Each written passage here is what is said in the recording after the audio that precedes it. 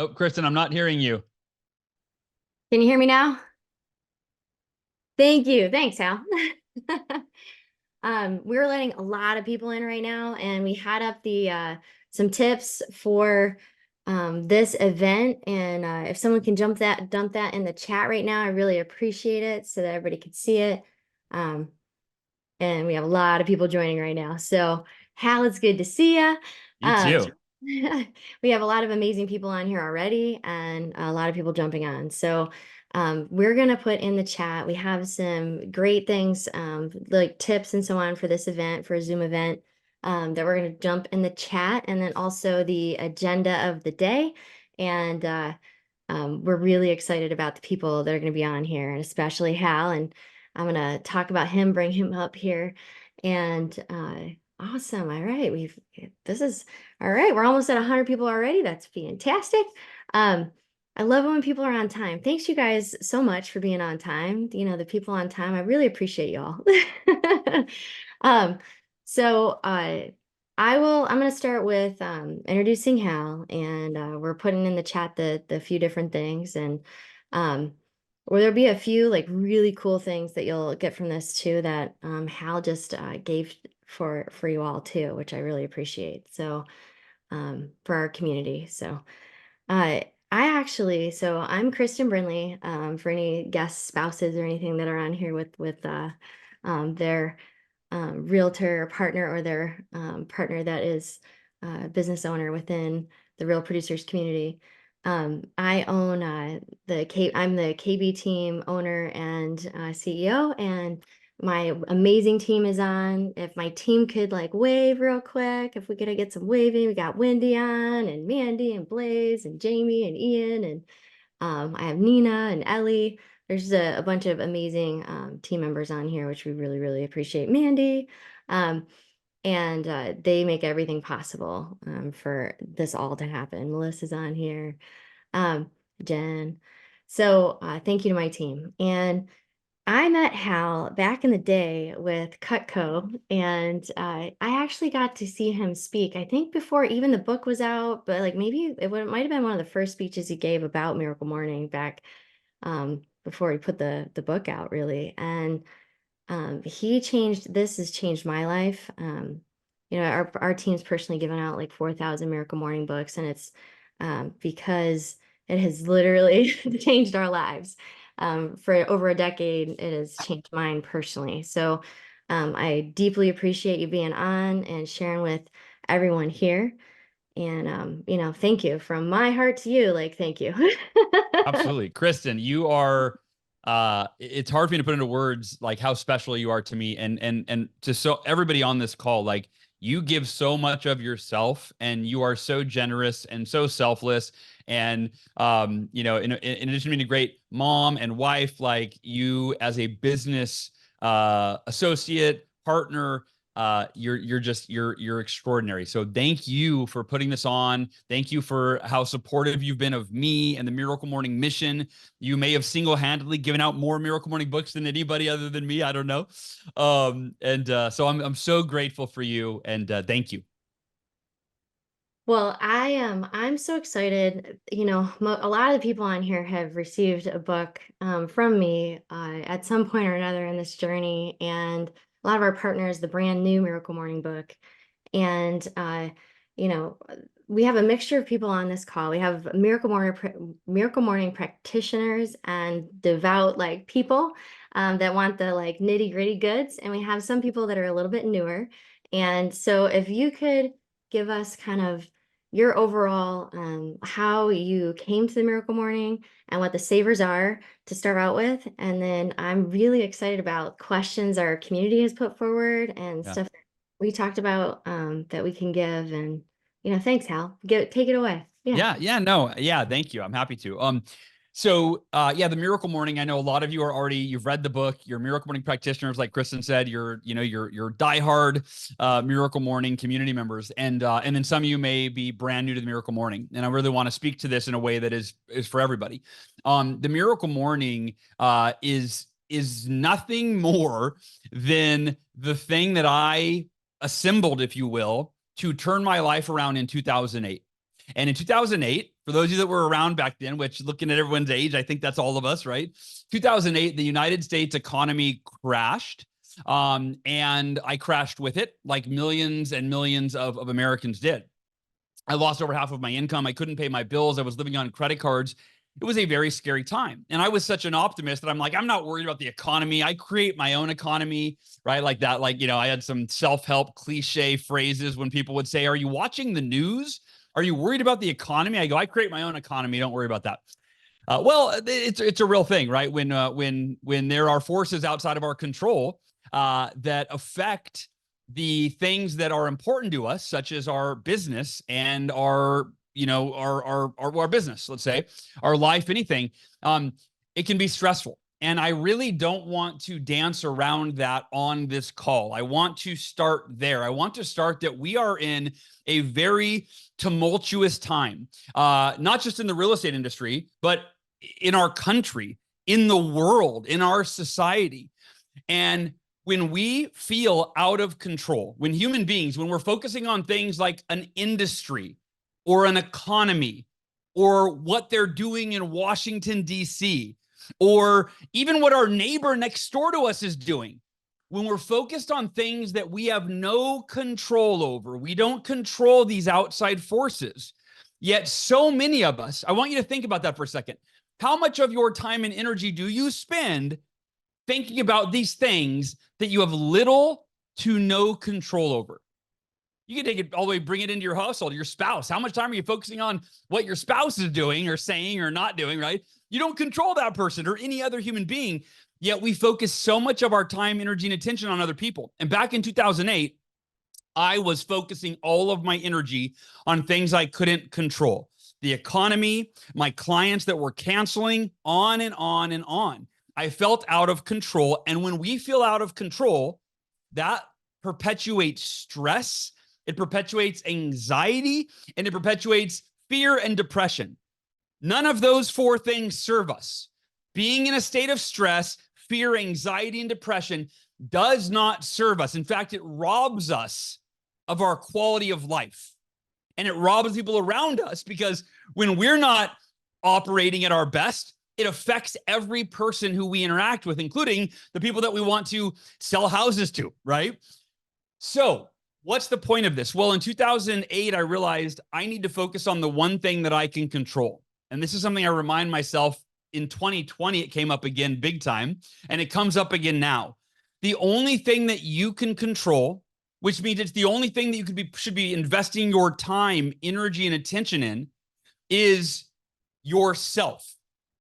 Two things when it comes to yourself. Number one, who you become every day through your personal development, based on what you focus on and what you learn and how you grow and how you evolve and how you nurture your mind, body, and spirit, enables you to become a better version of yourself every single day. And no economy and no real estate industry and no other person in your life can affect that. You get to decide who you become every day. And the other side of the coin of what you can control in terms of yourself is how you show up. And it's correlated based on who you become. So when you become the best version of yourself every morning, every day, and you start your day with personal development in a peak physical, mental, emotional, and spiritual state, you become a better version of who you were when you went to bed the night before, or who you were the last 6 months, living stressed out and freaking, right? Like, it doesn't matter who you were up until this point. In fact, I'm inviting all of us to consider that today, in the next hour and a half or so, by the end of this event, that you can choose to be a different version of who you've been for the last 6 months or 6 years or 6 decades. It doesn't matter, right? I love, there's a quote in a movie called Vanilla Sky with Tom Cruise and Penelope Cruz. Penelope Cruz said, every passing moment is another chance to turn it all around. And I want us to have that spirit.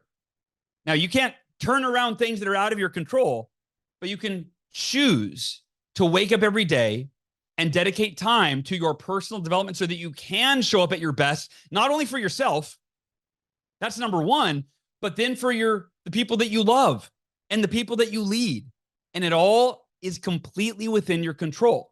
So I want you to realize that you can only control how you show up and who you become.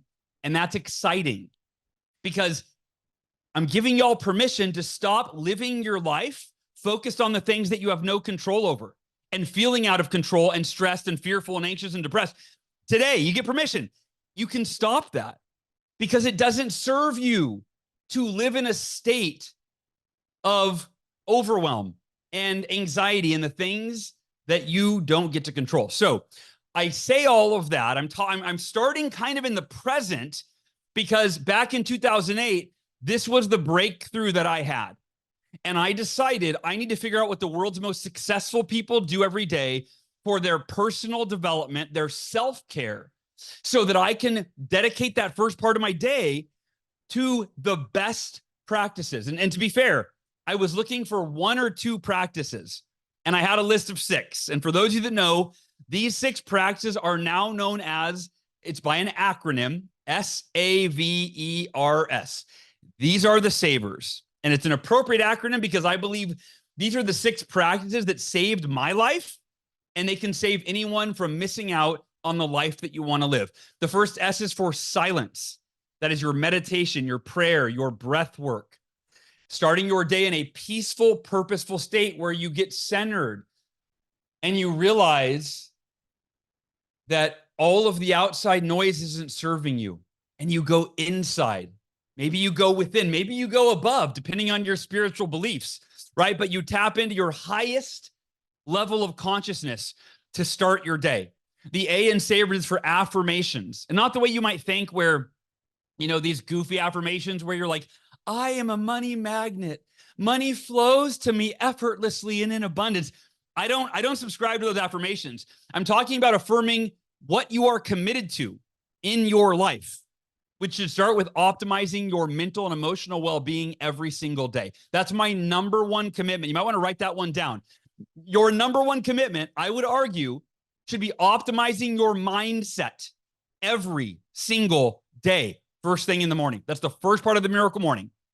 So affirm what you're committed to. Affirm why it is a must for you. What are the reasons that you're optimizing your mindset? What are the reasons that you're committed to becoming the best version of yourself or committing to prospecting for 2 hours a day? What are the reasons that you are committed to number 1? And number 3, which actions will you take and when will you take them? That is where the rubber meets the road, and you clarify what you're going to actually do to ensure that you follow through with whatever it is you're committed to. The V in savers, so that's A for affirmations. The V is for visualization.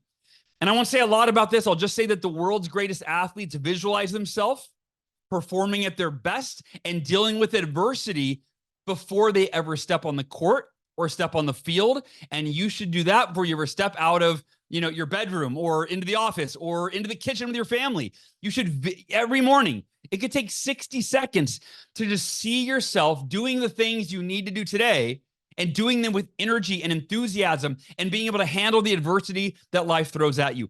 Mentally rehearse it by visualizing it. So when it's game time, you've already been there, done that in your mind, body, and spirit, and it's easy in real life. The E is for exercise. You don't have to go to the gym in the morning. You just got to move your body for 60 seconds. Get the blood and oxygen flowing to your brain so that you have more mental clarity and more physical energy to last throughout the day. And the final S in savers is for scribing, which is a fancy word for writing or journaling. And I'll tell you, the first thing I journal every day, and sometimes I journal at the beginning of the day. If I wake up, by the way, the savers, you can do these in any order. You can customize your miracle morning to fit what works for you. In fact, one of my good friends, a good friend of Kristen Brindley, her name is Brianna Greenspan. She's the director of education for the Miracle Morning in Schools program. She's brought the Miracle Morning into hundreds of schools, tens of thousands of students and teachers across the country. And what Brianna does for her Miracle Morning during her silence, or even before her silence, she closes her eyes and puts her hand on her heart and says, which of the savers do I need today? Which of the savers do I need right now? And sometimes she goes, I'm half asleep. I need exercise. I got to move my body. Sometimes for me, I do scribing, that final S in savers. I go, I'm stressed. I'm in a state of like overwhelm and fear. And it's often perpetual, right? Raise your hand if you perpetually experience feelings of stress and overwhelm, right? If you're a human being, you probably do. But for me, sometimes the first question I ask is there anything that I need to let go of? And I will write it down. And there is magic that happens when you put pen to paper and you write down the thing that is stressing you out, because now you give yourself permission to not stress out about it because it's on paper, it's in writing, you can revisit it, you can process it whenever you need to. Maybe that's now, maybe it's later. So, Kristen, to put a bow on all of this, that is the Miracle Morning. I created it in 2008, and this is the important thing that I want to wrap up with this section here, is that in 2008, I couldn't control the economy and I couldn't control the real estate market, which caused my house to be foreclosed on and all of these things. I couldn't control that. However, when I started doing the Miracle Morning, it wasn't even called the Miracle Morning on day one, by the way. It was just these 6 practices that I was doing. But in less than 2 months, and I want you to hear this right now, this is addressing your fear or fears that you may have about the economy and the unknown future and the real estate market and its unknown future, okay? When I stopped worrying about and stressing about and focusing and dwelling on things that were out of my control, and I focused 99% of my energy on me developing myself every day and showing up at my best, in less than 2 months of doing that, I more than doubled my income. Okay, I more than doubled my income at the height of the 2008 Great Recession, when it was the worst.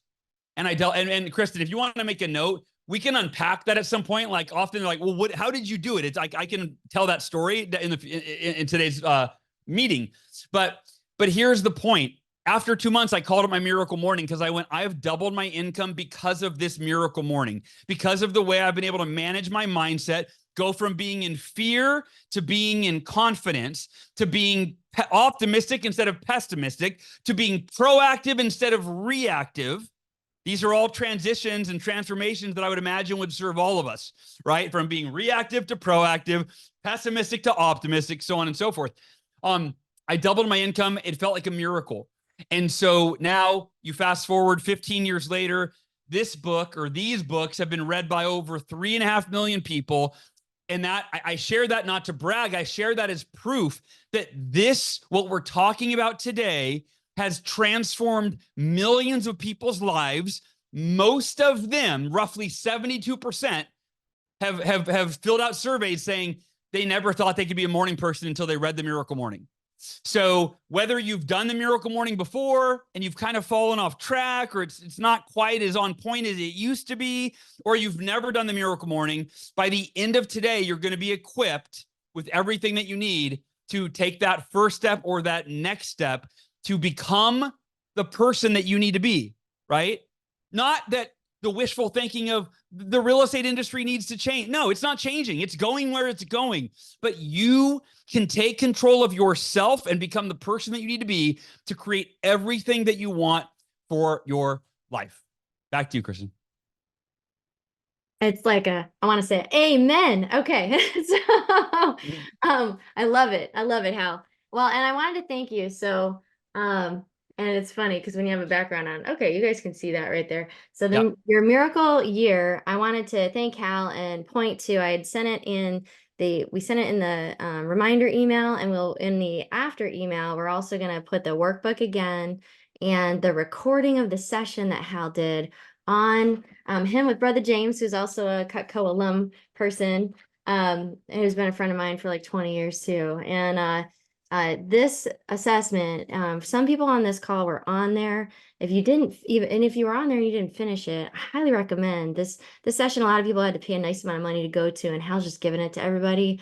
And it has the wheel of life, it has priorities, it has just so many wonderful things in there with priority of just all the pieces of your life. And I personally, it really is helping with my 2024. So, and Hal, is there anything else you want to share with that too? But I thank you. Thanks. Yeah. I will say Kristen had mentioned, hey, can we go through that handout on this call? And I said, Kristen, that was a 3.5 or like 3 hour event. I'm like, I can't, the point is we talked through this and I was like, the best thing we can do is send them the recording of the event. So Kristen, again, just being generous and always thinking of how she can add value. Y'all are getting the Miracle Year live event. It's a 3-hour event that people either paid money to or they pre-ordered the new edition of the Miracle Morning, the updated edition. And you're getting it for free. And then it is a 15-page handout. It is literally your entire blueprint to set this up for your best year ever. And I always say your best year ever starts, it's every day of this year. Like you don't have to go, oh, well, I should have read this and done this in December. No, it's today. You start today. So yeah, Kristen, thanks for doing that. Thank you. I really, really appreciate it. So in the email after this, you will have the workbook and the 3-hour session to watch at your leisure to do it. But I highly recommend doing that for your 2024. Really can make a huge difference. So all right. So actually, Hal, I have a few questions here, and I'm going to bring up a couple of people to put their questions in as well. And you've faced like multiple tragedies in your life, like, from the car accident to, cancer, and you ran like the super marathon, like the 100 mile ultra, right? 52. 50, I didn't, 50. don't Okay. oversell me. You didn't do the 100 one. You did the 52. So sorry, Um, and in all of these things, can you walk us through what it was like to be close to death, especially as a father, and what you've learned from these experiences? Like what were the most impactful lessons that you learned from going through those things? Yeah. Yeah. Yeah, and for anyone that's not familiar, Kristen kind of alluded, when I was 20 years old, I was hit head on by a drunk driver on the freeway. My car was hit head on by a drunk driver at 70 miles per hour. I spun off the drunk driver. I was broadsided by another car, crushed the left side of my body. I broke 11 bones and I was found dead at the scene. My heart stopped for 6 minutes. I came out of a coma 6 days later to be told I would never walk again. And I maintained unwavering faith that I could walk again. I put forth extraordinary effort, and I took my first step 3 weeks later. That was the first one. And then in 2008, that was my second. I felt like my really challenging experience, not near death, but I felt like dying on certain days. Maybe you've been there before, where my finances were so bad, I was so stressed that it was, it was scary. And then when I was 37 years old, about 7 years ago, I'm 44 now, I was diagnosed with a rare aggressive form of leukemia, cancer, and I was given a 20 to 30% chance of surviving. My heart was failing, my lungs were failing, my kidneys were failing. I was given 1 to 3 weeks to live if I didn't start chemotherapy immediately. And to Kristen's point of the question about being a father, when I had my car accident, I didn't have any kids, but when I was given a 20 to 30% chance of surviving, I had a 7-year-old daughter and a 4-year-old son at the time. So it was terrifying. It was scary.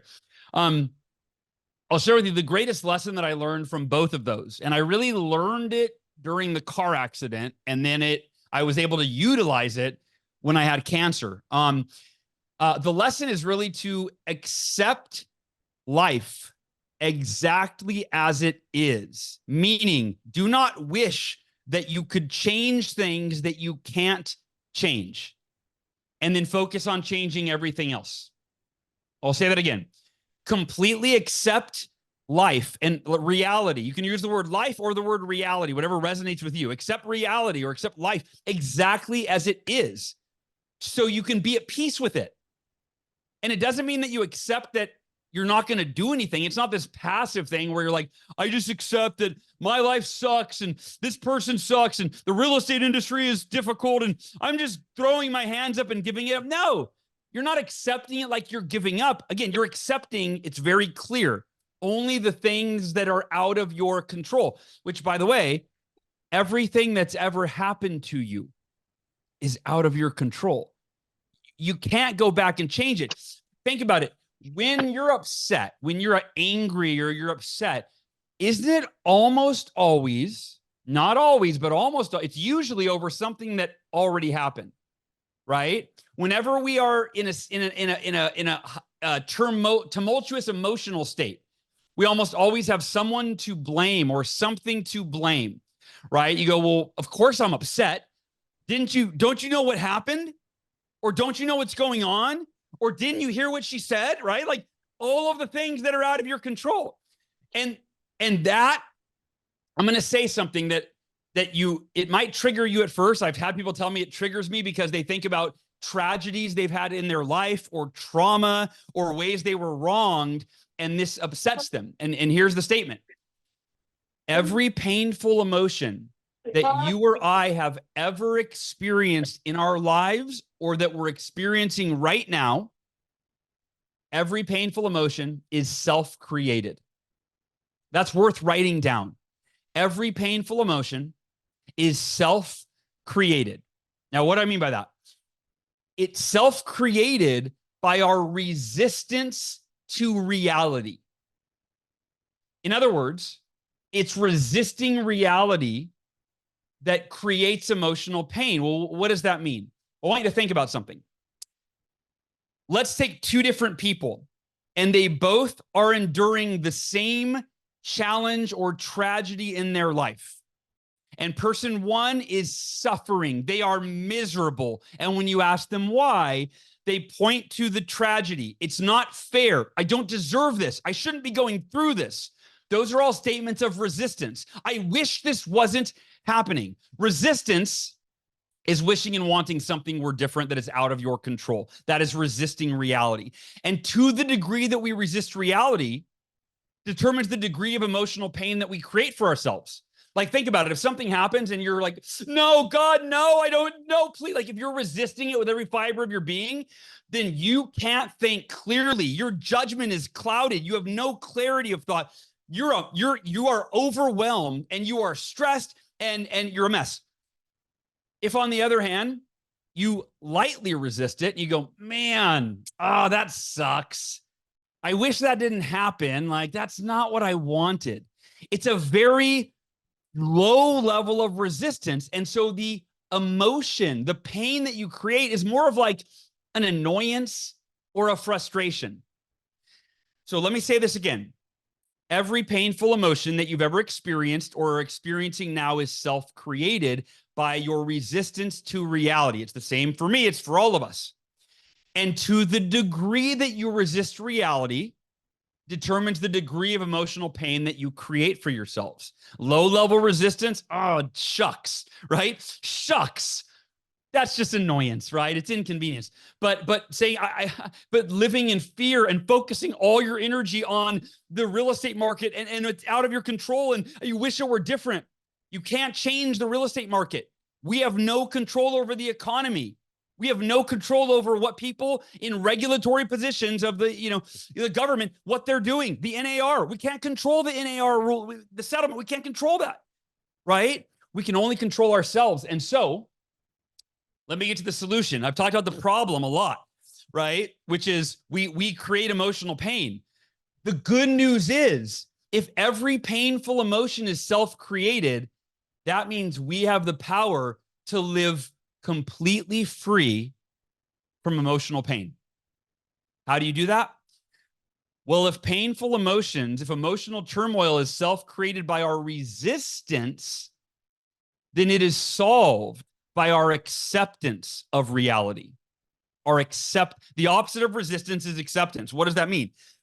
When I was in my car accident, and Kristen, you know this very well, a year and a half prior, I had started selling Cutco cutlery when I was 19 years old, and I learned something called the 5-minute rule. And next to the miracle morning, or it might even be tied, this is the most life-changing strategy I have ever learned and lived. The 5-minute rule simply states that when something goes wrong, when you find yourself resisting reality, you set your timer for 5 minutes and you give yourself 5 minutes to fully experience the emotions, the emotional pain that is coming up for you. You can resist reality for 5 minutes. Go, God, I know I wanted it to be different. And why is it this way? And on and on and on. 5 minutes of space to fully process your emotions. Because what a lot of us do is we suppress. So when you start feeling emotional pain, you don't like it. And so you go, no, I'm going to shut these down. I need to focus. I need to get to work. I don't have time for this. Right? And then take it from me, it comes out as cancer or sideways in some other way. You never want to suppress your emotions. So the 5-minute timer is to give you space to fully process and express your emotions.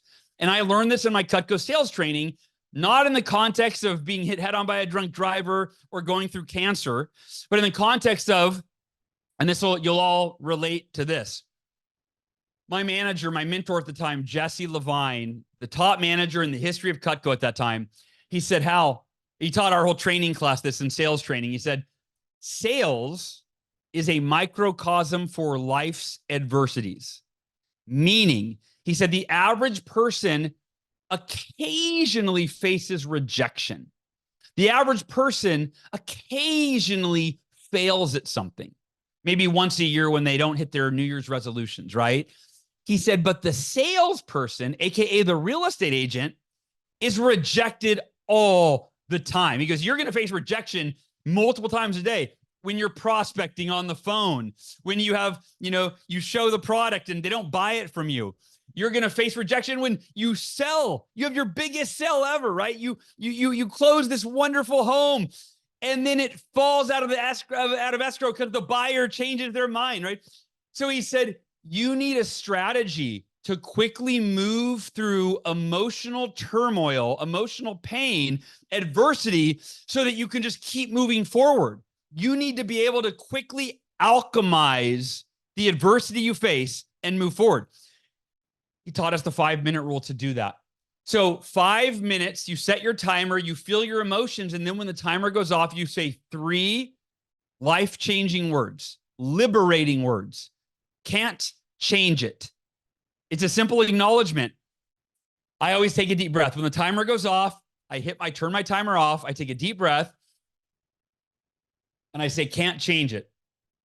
And it's a reminder that I cannot change what happened 5 minutes ago. It is completely out of my control.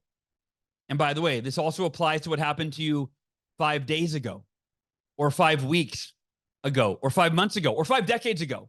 Many of us are still suffering over trauma we experienced as children, and we're blaming the trauma, not realizing that it's that we haven't accepted what happened to us. Not to accept it, to endorse it, or to say it's okay, but to say we can't change it. So we're no longer going to cause ourselves to suffer over the pain of the past when we have the choice to liberate ourselves in the present by accepting reality exactly as it is. And so, Kristen, when I came out of the coma, I chose to accept I can't change that I broke 11 bones, and and the doctor's saying I'm never going to walk again. And I told my dad, if I'm in a wheelchair the rest of my life, I said, I will be the happiest, most grateful person that you've ever seen in a wheelchair. Because I will never, once I now understood what I just shared with you, that all emotional pain is caused by resisting reality, and that we can free ourselves from all emotional pain by accepting reality exactly as it is and choosing to be at peace with it. I thought, if I'm in a wheelchair the rest of my life and that's my reality, I'm not going to let my unchangeable reality dictate my mental and emotional well-being when I get to be at peace if I want. So I decided I will maintain unwavering faith that I can walk again. But if I never walk again, I will immediately, in fact, before it even happened, I've chosen to be at peace with however this scenario shakes out.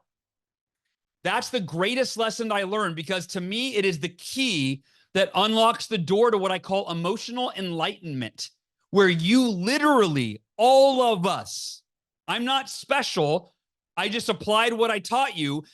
We all have the power to choose our optimal mental and emotional state in any given moment, regardless of our circumstances. That is so important. I'm going to say it one more time. Emotional enlightenment is something we all have access to. It is the ability to choose our optimal mental and emotional state in any given set of circumstances, in any given moment. And when I had cancer, the day that I was diagnosed with cancer, and I'll wrap up with this, my wife was in tears, naturally, terrified that the doctors are saying I only had a 20 to 30% chance that I was going to make it, that I could be dead in 1 to 3 weeks. that there was a 70 to 80% chance that her husband, that I was going to die and leave our kids without a father. And I told her, I said, sweetheart, I know you're scared. I said, I'd be lying if I didn't say, of course I'm scared, but I can't change that I have cancer. So I'm choosing to accept my reality exactly as it is, to be at peace with what I can't change so that it doesn't affect me, so that it doesn't determine my mental and emotional well-being, and I'm living in fear and stress and anxiety over something that the unknown future. Just like you can't predict the real estate market, I couldn't predict if I was going to be dead in 3 weeks. But guess what? Even in the most dire circumstances, I chose to be completely at peace with the fact that I had cancer because I couldn't change it.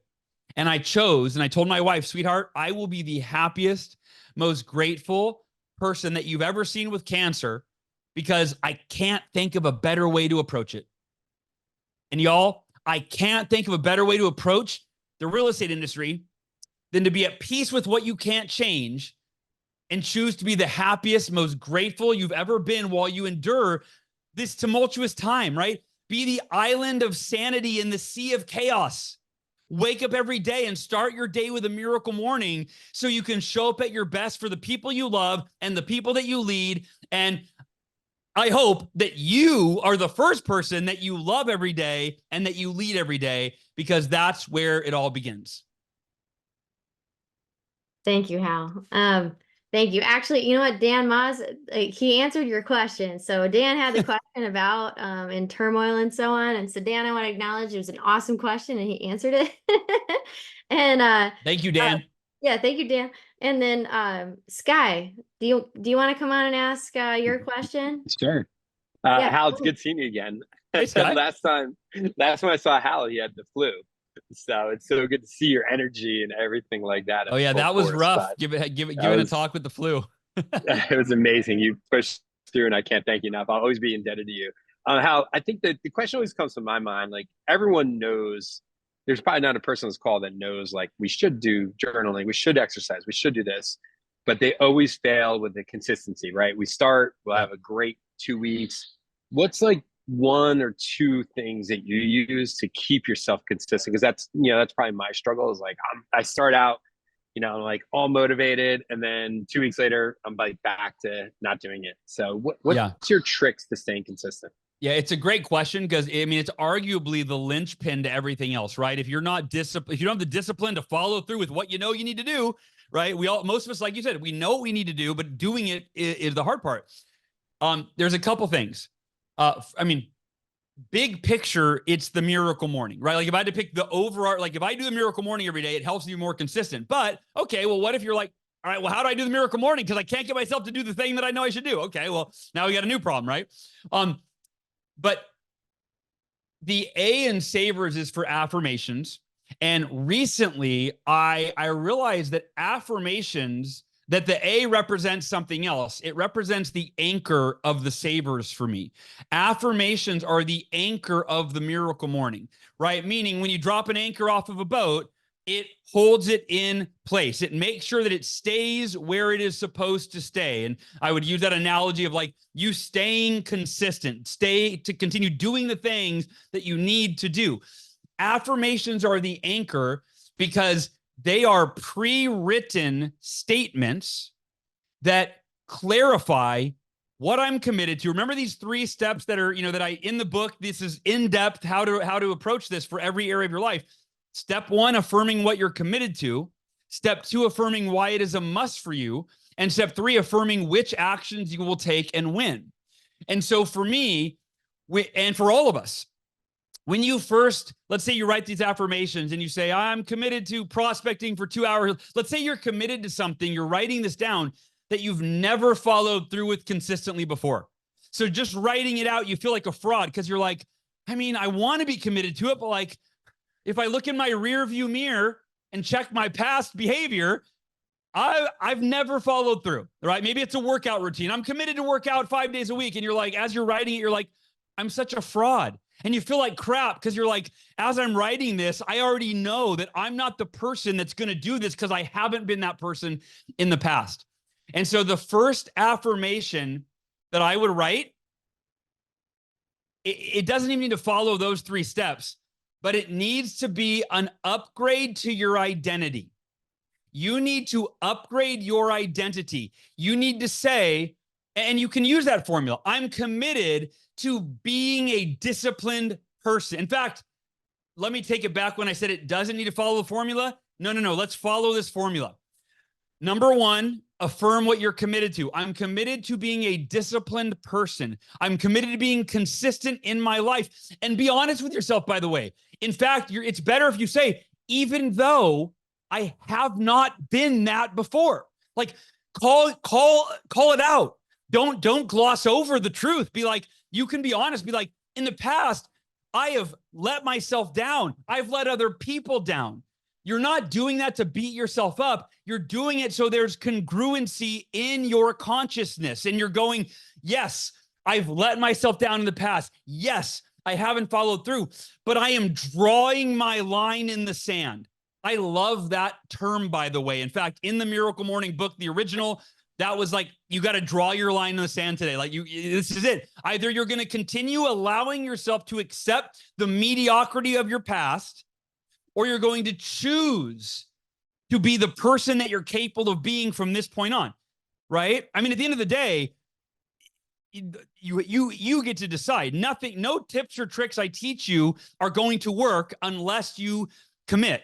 But this is how you make it easy on yourself. And the reason affirmations are my favorite of the savers, the reason they are the anchor of the Miracle Morning, the savers, personal development, is because when you repeat something every single day and you say it over and over and over again with conviction, with emotion, which when you read your affirmations, don't read them like, I'm committed to being more disciplined. No, the energy that you invest in those affirmations through your tone and your movement, right? You know, Tony Robbins is a great example of this. He calls them incantations. Like, you got to feel, you got to convince yourself. You got to read your affirmations, whether it's out loud or to yourself, the way you were reading it to somebody else. If you were trying to convince them, you know, if they had to bet money on you, like, tell me your affirmations. And based on how you tell me, I'm either going to bet money that you are going to follow through or you're not, right? You got to sell them on it. You got to sell yourself on it. And that's with energy, emotion, passion, conviction, right? So affirm, number 1, a change in your identity. Make your first affirmation. And you can call this my upgrading my identity affirmation, right? Affirm your commitment, number 1, to who you are committed to being. Right? Disciplined, consistent, etc. And like I said, don't be afraid to address where you haven't been out in the past. Number 2, and this is so important. The second step in the Miracle Morning affirmation formula is, why is it a must for you? So step 1 is what you're committed to. Step 2 is, why is it a must for you? And that is where the rubber meets the road. Right? It's where you remind yourself of why you're doing this. And you've got to find, it doesn't have to be a lot of reasons. It could be 1 or 2 or 3. You know, I don't go more than 5 usually. I don't want to dilute it. But what are the reasons that are so meaningful to you, so important, so compelling, that you're willing to do whatever it takes, even when you don't feel like it, to follow through with your commitment? And think about this, y'all. If you don't do that second step, if all you did is write down, I'm committed to earning $100,000 this year, no matter what, right? Well, if you're not clear on the reasons why that is so meaningful to you, so important to you, if you're not clear on that, then when you read that statement of what you're committed to, you're going to be like, I'm not really, like, I'm not committed. I don't need 100 grand. Right? I don't feel like it. It's the second step that means everything. And I'm going to share with y'all, I'll circle back after I share the third step. I want to circle back to the most profound example from my life that I have of how this worked and created results. The third step is affirm which specific actions you will take and when. Which actions you will take and when. I'll give you a real example from when I was a Cutco sales rep trying to have my best year ever. I committed to pick up the phone. So I scheduled the time I was going to prospect, lead generate every day. I had a morning time and an evening time scheduled. And my step 3 of my affirmations, what will you do and when? It was at 8 a.m. I think it was like 8 a.m. and 6 p.m. I don't remember the exact times, but I will pick up my phone. I will open my referral notebook to the page, the next page, and I will dial the first number without giving it a second thought. And then I will complete my 20 calls for the session. Why is that powerful? Because here's what happens. Whenever we're like, oh, it's time to prospect, it's time to go to the gym, or I'm supposed to do that in 5 minutes, we talk ourselves out of it. I can do it tomorrow. I did it yesterday. I could do it in an hour, right? So for me, it was acting without thinking. I already knew what I needed to do. So there was very little value in me giving it thought, knowing my history of when I give it thought, it doesn't end well. I think myself out of doing it. So for me, I usually had my referral notebook already open to the page. Like I had everything. The more ready you are, the less time there is to think, right? So the alarm went off. I walked over, picked up my phone, opened the notebook, started dialing. And I literally had like this thing where I wasn't allowed to think. And if I started like going, well, I'd go la, la, la, la, la, la, and I would be dialing while I'm just shutting up my voice of mediocrity and excuses, right? So that is those 3 steps. Sky, here's the thing about the power of affirmations. And if you use this upgrading your identity affirmation, when you read it every day, at first it might feel inauthentic. I'm committed to being consistent and disciplined. And you're like, yeah, right, dude. I'm not that guy. I've never been that guy, right? But when you read it every day, you acclimate to it. You acclimate to it. And it becomes, your subconscious mind starts to accept it. And it's happening. You don't even realize it. It's happening. You're accepting it. You're acclimating to it. It's becoming more and more true for you day by day by day. And if you read the same affirmations for 30 days, you will reprogram your subconscious mind and be a different person in 30 days. Now, any questions on that? And then I'll share one example. That was awesome. I'm so grateful for you. Thank you. You got it, brother. So when I was diagnosed with cancer, I was scared that I was going to die. And I was optimistic and I was consciously maintaining faith. But when I was on chemotherapy, and I would do, it was like 100 consecutive hours of chemotherapy. My cancer was so aggressive that it's one of the most intense chemotherapy regimens that there are. So I would be on chemo for 5 consecutive days, 24 hours a day for 5 days. So it was over like 120 hours of chemo. And I was so sick, right? I'm sick. I feel fatigued. It was horrible. And so during those times, like, if you ever have the flu, your thinking gets very negative and you start thinking of all the wrong things. And when if your spouse yells at you or your kid doesn't like you, like you amplify, you're like, oh my God, this is horrible in my life. I'm going to get divorced, my life, right? When we're not in a good mental state or physical state, it affects everything. So when I was on chemo, fear crept in and I'm like, what if I die though? Like, what if I do everything right and I'm all positive?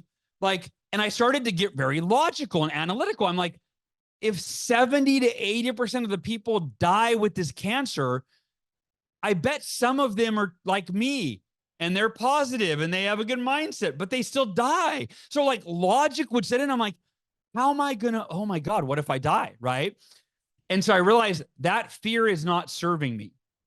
So I created affirmations. They became my life-saving anchor during my miracle morning and during my cancer journey. Number 1, affirm what you're committed to. I'm committed to beating cancer and living to be 100 plus years old alongside Ursula and the kids. No matter what, there is no other option. I said it with such conviction every single day that it reprogrammed my subconscious mind. And within a few weeks, it became my reality. And there was very little fear, almost no fear. Step 2, affirm why it's a must for you. I had 5 reasons. I affirmed why I was committed to beating cancer for myself, for my wife, for my parents, for my kids, and for society. And I had reasons that were so meaningful to me that when I read them, it was like, I don't care if I'm not motivated. It doesn't matter if I don't feel like it. I'm doing it for my wife no matter what. I'm doing it for my kids no matter what. And so the second step of those affirmations, that's what fuels you. That's what generates the energy and the motivation when you don't feel like it. You've got to have that second step. And step 3, what actions will you take and when? I had a list of all of the holistic protocols and practices that I was committed to. I did 3 coffee enemas a week. Okay. If you don't know what a coffee enema is, it's not easy. It's not comfortable. But I was like, I'm beating cancer, man. If I'm doing these every week. I took 70 supplements a day. I did ozone sauna. I did lymphatic massage. I exercised when I didn't feel like exercising. And most importantly, honestly, my miracle morning, those savers were dedicated to one objective. In 2008, that objective was making money. And I doubled my income in 2 months because my miracle morning was focused on making money. In 2017, when I had cancer, my miracle morning was focused on beating cancer. All 6 savers. Silence. I meditated in a state of complete healing, imagining my cells were healed. I read the affirmations that I just shared with you. I visualized walking my daughter down the aisle. I created a compelling future in my mind that I mentally rehearsed that pulled me forward out of the fear and into the future. I exercised every day to get blood and oxygen to my cells. I read books on beating cancer holistically and stories of people that did it to fuel my faith. And I journaled every day what I was grateful for and what I was committed to doing that day, regardless of whether I felt like it or not. The miracle morning saved my life, and the affirmations were my anchor for the entire practice. Sky, that's a great question, brother. Thank you so much. Thank you, Hal. And that was inspirational. And I have a couple more questions that I want to ask you, and then we're gonna have our speakers on. Each one's gonna go for about like 5 minutes, and then we're gonna have some open like question and answer. I have a few other questions that people had written in as well that we can also ask.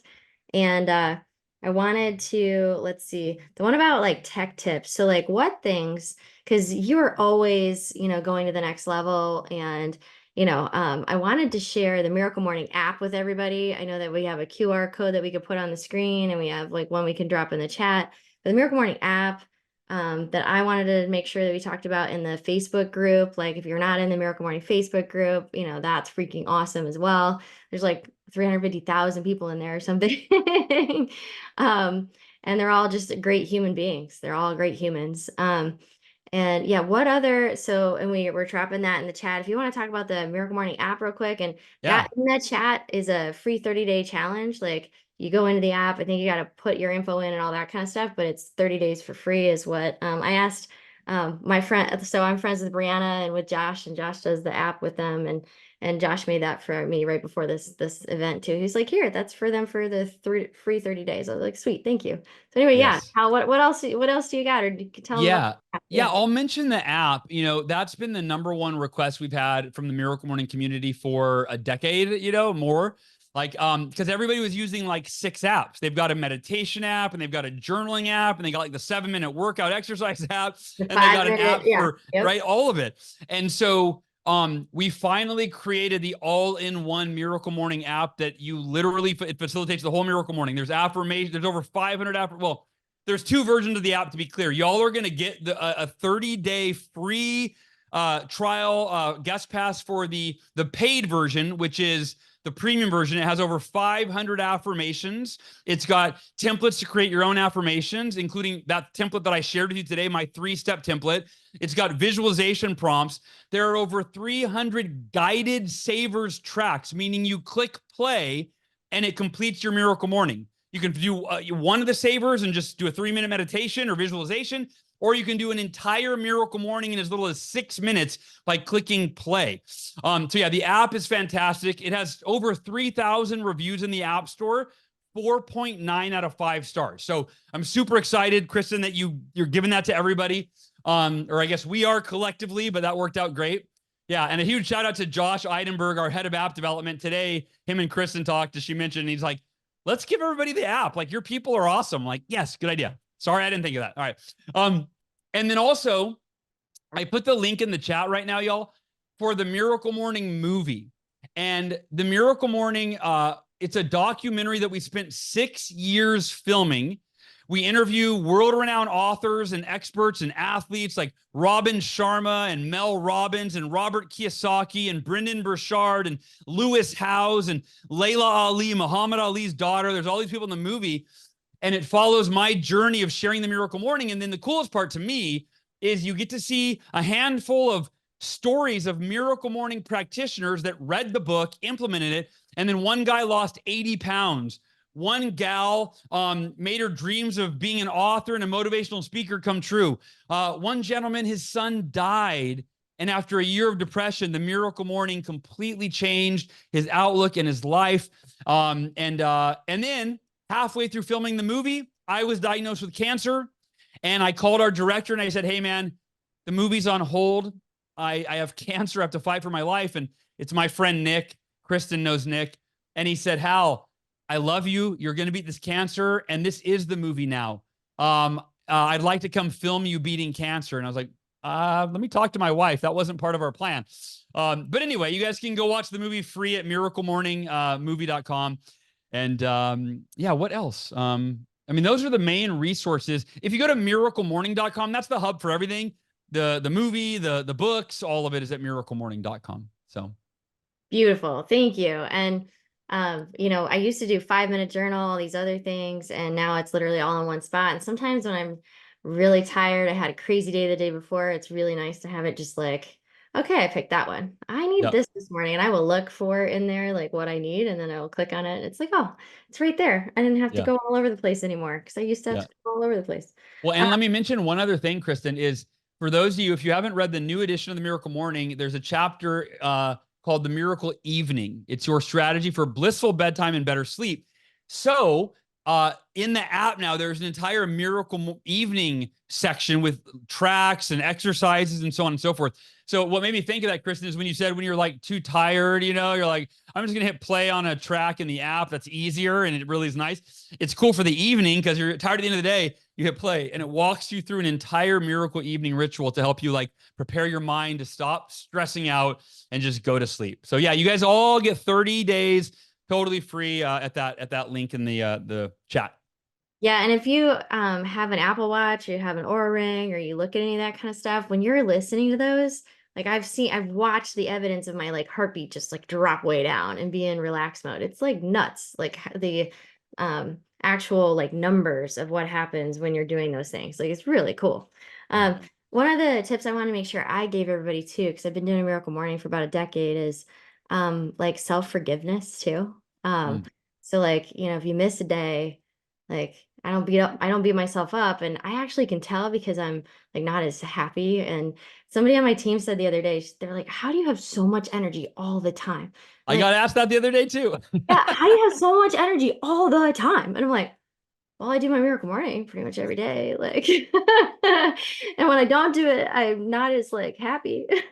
Yeah. It's like and didn't you have a story about, I don't want to just, there was someone in your life that you said you notice when she is doing the Miracle Morning or not. Wasn't there a story? Yeah, my mom. Like I said to my mom she was in like a funk one day, and I was like, Mom, are you doing your Miracle Morning? She's like, I haven't done it all week. And I was like, well, you might want to like.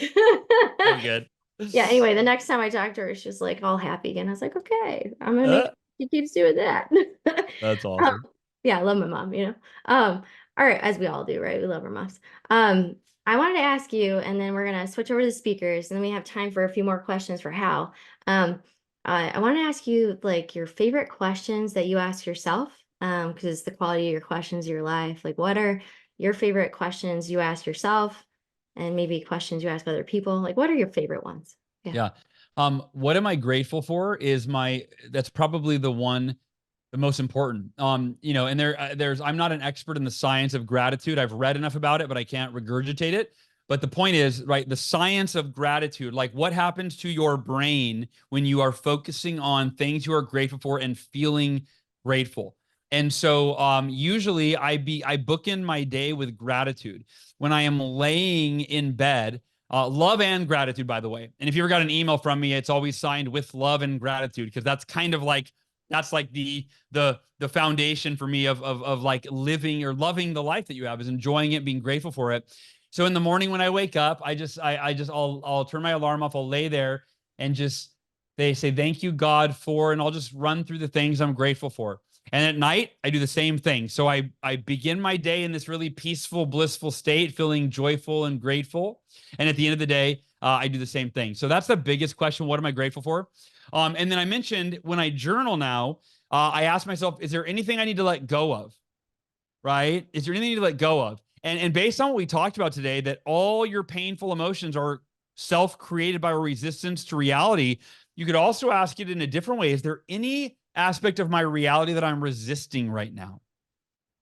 Yeah, I'm really pushing against, wishing this thing didn't happen, right? Or I'm living in fear of this thing in the future that's unknown and out of my control. I'm living in a state of resistance. And I want to throw another word out there for you that complements the word acceptance, and it is the word surrender, right? And surrender has sometimes a bad connotation, because you're like, I'm not just going to surrender and give up. Like, it's not about that. In the same way that acceptance is not about giving up, right? Surrendering is allowing life to be as it is. Yes, The Untethered Soul, and his other book, The Surrender Experiment. Yeah, two of my favorite books, Michael Singer. Nice. Kristen's got both. I love it. Yeah, The Surrender Experiment is a really good book. I'm actually rereading his book, Have you read Living Untethered, by the way? No, I haven't read that one yet. Oh, got to get that's his newest one, Living Untethered by Michael Singer. But so yeah, is there anything to let go of? Anything I'm resisting? And then the last question I'll share is, what's the best use of my time right now? What's the best use of my time right now? And something else that I started doing recently is setting, and it depends on the activity, but I'll either set 10-minute timers or 30-minute timers. So right now I'm editing my next book, The Miracle Morning for Seniors. And I find that I can sit in a paragraph for like 45 minutes. And if I'm not paying attention, and I'll just be like, nope, I can make it better. No, I'm going to flip it around. Nope. And so now I have a 10-minute timer. And so it keeps me focused for 10 minutes. And I go, okay, I got to finish this section in these 10 minutes. And I work really, really hard and diligent to do it, because I have a timer going. And if it goes off and I maybe got ADHD and I'm off track, right? And I'm like, oh, shoot, what was I doing? And I reset the timer, and it helps me really stay on track and be efficient. And when I was in sales, when I was at Cutco, I called it half hours of power. So not 10 minutes, but I realized that the amount of sales that I made and income that I generated was directly in proportion to how many times I prospect, how many people I called and tried to schedule an appointment with. And in real estate, your process might be a little different, but it's prospecting, it's lead gen. And so for me, I would set my timer for 30 minutes and I would make 20 calls as fast as I could in that 30-minute window. And here's the nuance to the strategy.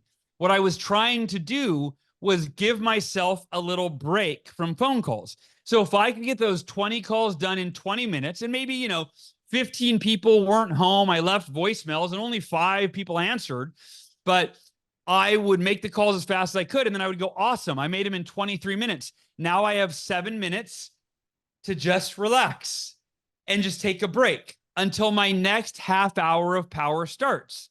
And then the next half hour of power. But here's the thing.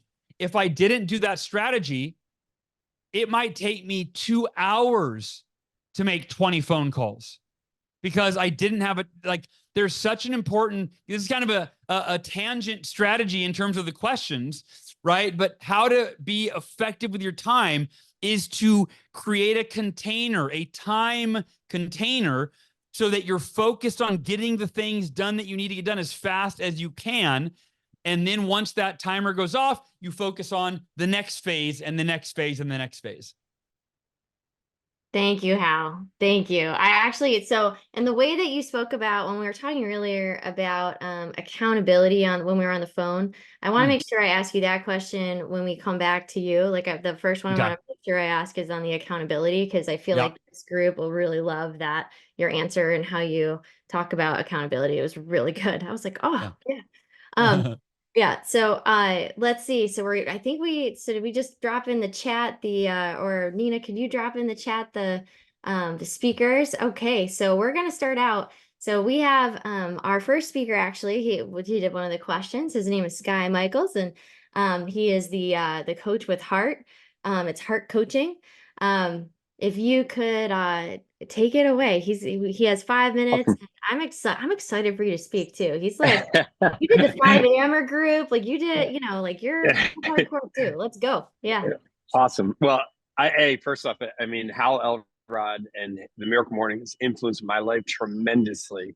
And it's one of those funny things that in moments of my life where I'm done big things or been going through hard things like a divorce, business changes, uh, I always come back to Hal's teaching of the Miracle Morning. So what I wanted to give everyone today, and it's going to be really quick and really tactical. If it's all right, Chris, I'm going to share my screen really fast as well. Is I'm going to give everyone my version of the Miracle Morning, and I apologize if you're looking at my entire screen and my craziness right now. But what I wanted to do is just give everyone like, all right, this is how I broke it down, and I've been following Hal for decades probably. I mean, I can't even imagine how long. And over the years, what I've done is I've sort of adapted the savers to what works for me in my life. And for me, I created two different options. So just so everyone on the call knows, I'm a happily divorced man. I have a beautiful relationship with my co-parent. We share our kids 50-50. So some days I have my kids, some days I don't. Days I have my kids, I needed to adopt. I couldn't do everything exactly the same every single morning. So what I did, I created two different options. So this way I knew, hey, if I don't have my kids, I can go work out. I can go leave the gym. The days I do have my kids, after I drop them from school, I'll work out. So for me, I created two different tracks. And I'll just walk you through this really fast. But my biggest thing is waking up without my snooze. And I do this by making sure my cell phone's across the room.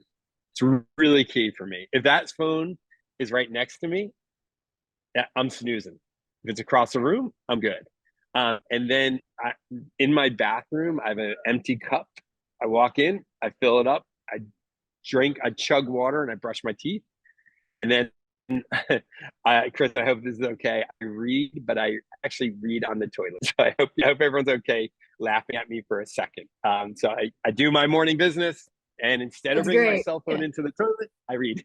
So I know now, and no one will ever borrow a book from me from this point forward, but that's okay. And then option one, once again, if I don't have my kids, I go work out. When I get home, that's when I actually will meditate, journal, and do my affirmations. If I do have my kids, I'll meditate, journal, and affirmations, drop them off, and then work out. And then the biggest thing sort of starts my day. I make sure I get my meals, my meals are all prepped, and okay, this is what my schedule's like, etc. And then I dive into my work day. And for me, how you illustrated it so beautifully, the thing that I was failing in my morning routine, I noticed when I was failing in my morning routine, it's because my evening was messed up. Maybe I was stressed out or tired. I drank some wine and I fell asleep watching TV on the couch. And then I'd wake up at 2 and I couldn't fall back to sleep. Anyways, you guys all probably could relate. Actually, put in the chat if you can relate to this. Put the word me in the chat if your evenings sometimes are messy and then your mornings are really messy. My theory is this is a lot of fun on this call. So what I did, and once again, this actually came back because I was rereading Hal's book, and his new book talks about this, and that's what clicked for me. And I was like, oh wait, yeah, my evening is actually my morning begins in my evening. So at night, I'll actually redo some affirmations, a little slightly different than my morning. Biggest thing is shutting off the technology, and I do that by plugging my cell phone across the room. I'll read, and then I have a sort of a set time. And for me as an entrepreneur, especially someone I just so everyone on this call knows, I just launched a coaching company about 35 days ago. So I have so much going through my head and they're going on, but no matter what, no matter how many emails I feel like I have to write or calls or things I need to do, I say at 10, I'm in bed. And this is my sort of perfect take on the miracle morning. And then the one little wrinkle I also add is I have a little bit of a Sunday. I don't know if it's a Sunday routine. And if anyone has ever heard of the word Sunday scaries, this is me, right? I get Sunday night would come and I'd be like, oh my God, how is it Sunday? Right? How did this week go by? Or oh my God, like I got so much to do. What do I have to do? So I developed this little Sunday scary routine, is what I call it, which helps me take about half hour or so to sort of approach the week, and I break down my Sunday. So that's my take. I know I want to be moved quick and succinctly through that, so everyone got just a little take on how I've adapted Hal's teaching. But Hal, I'm so grateful for you, and Kristen, I'm so grateful for you for bringing me on. And yeah, hopefully that was helpful. Sky, that was helpful for me, man. Hearing how Great. you've adapted the Miracle Morning, but that Sunday scary routine might be the most valuable, dude. That's such a great way to prepare for the week. So nice work, and thank you for sharing. Thank you, Sky. Thank you for Sky, inspiring me. that was awesome. Can you pop that into the chat, even like Yep. like all of it into the chats, and because I'm gonna distribute. Yeah, that would be awesome. I liked your Sunday too, man. Thank you. Yeah. Awesome. Yeah. Sunday scary.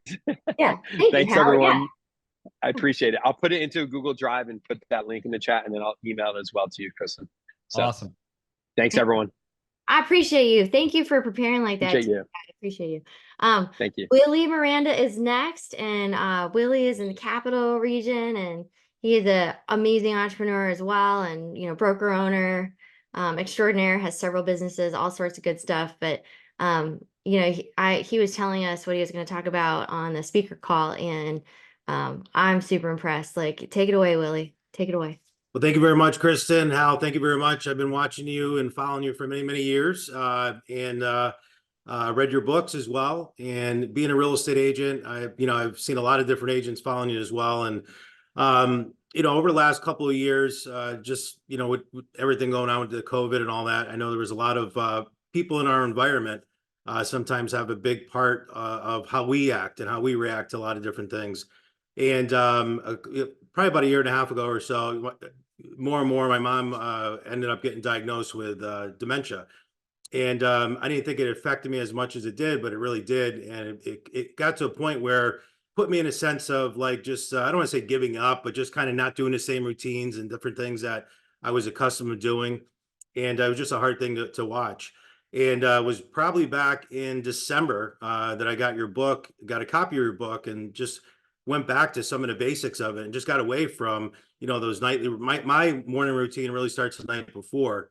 But in December, I watched my weight climb up to a point that was unhealthy.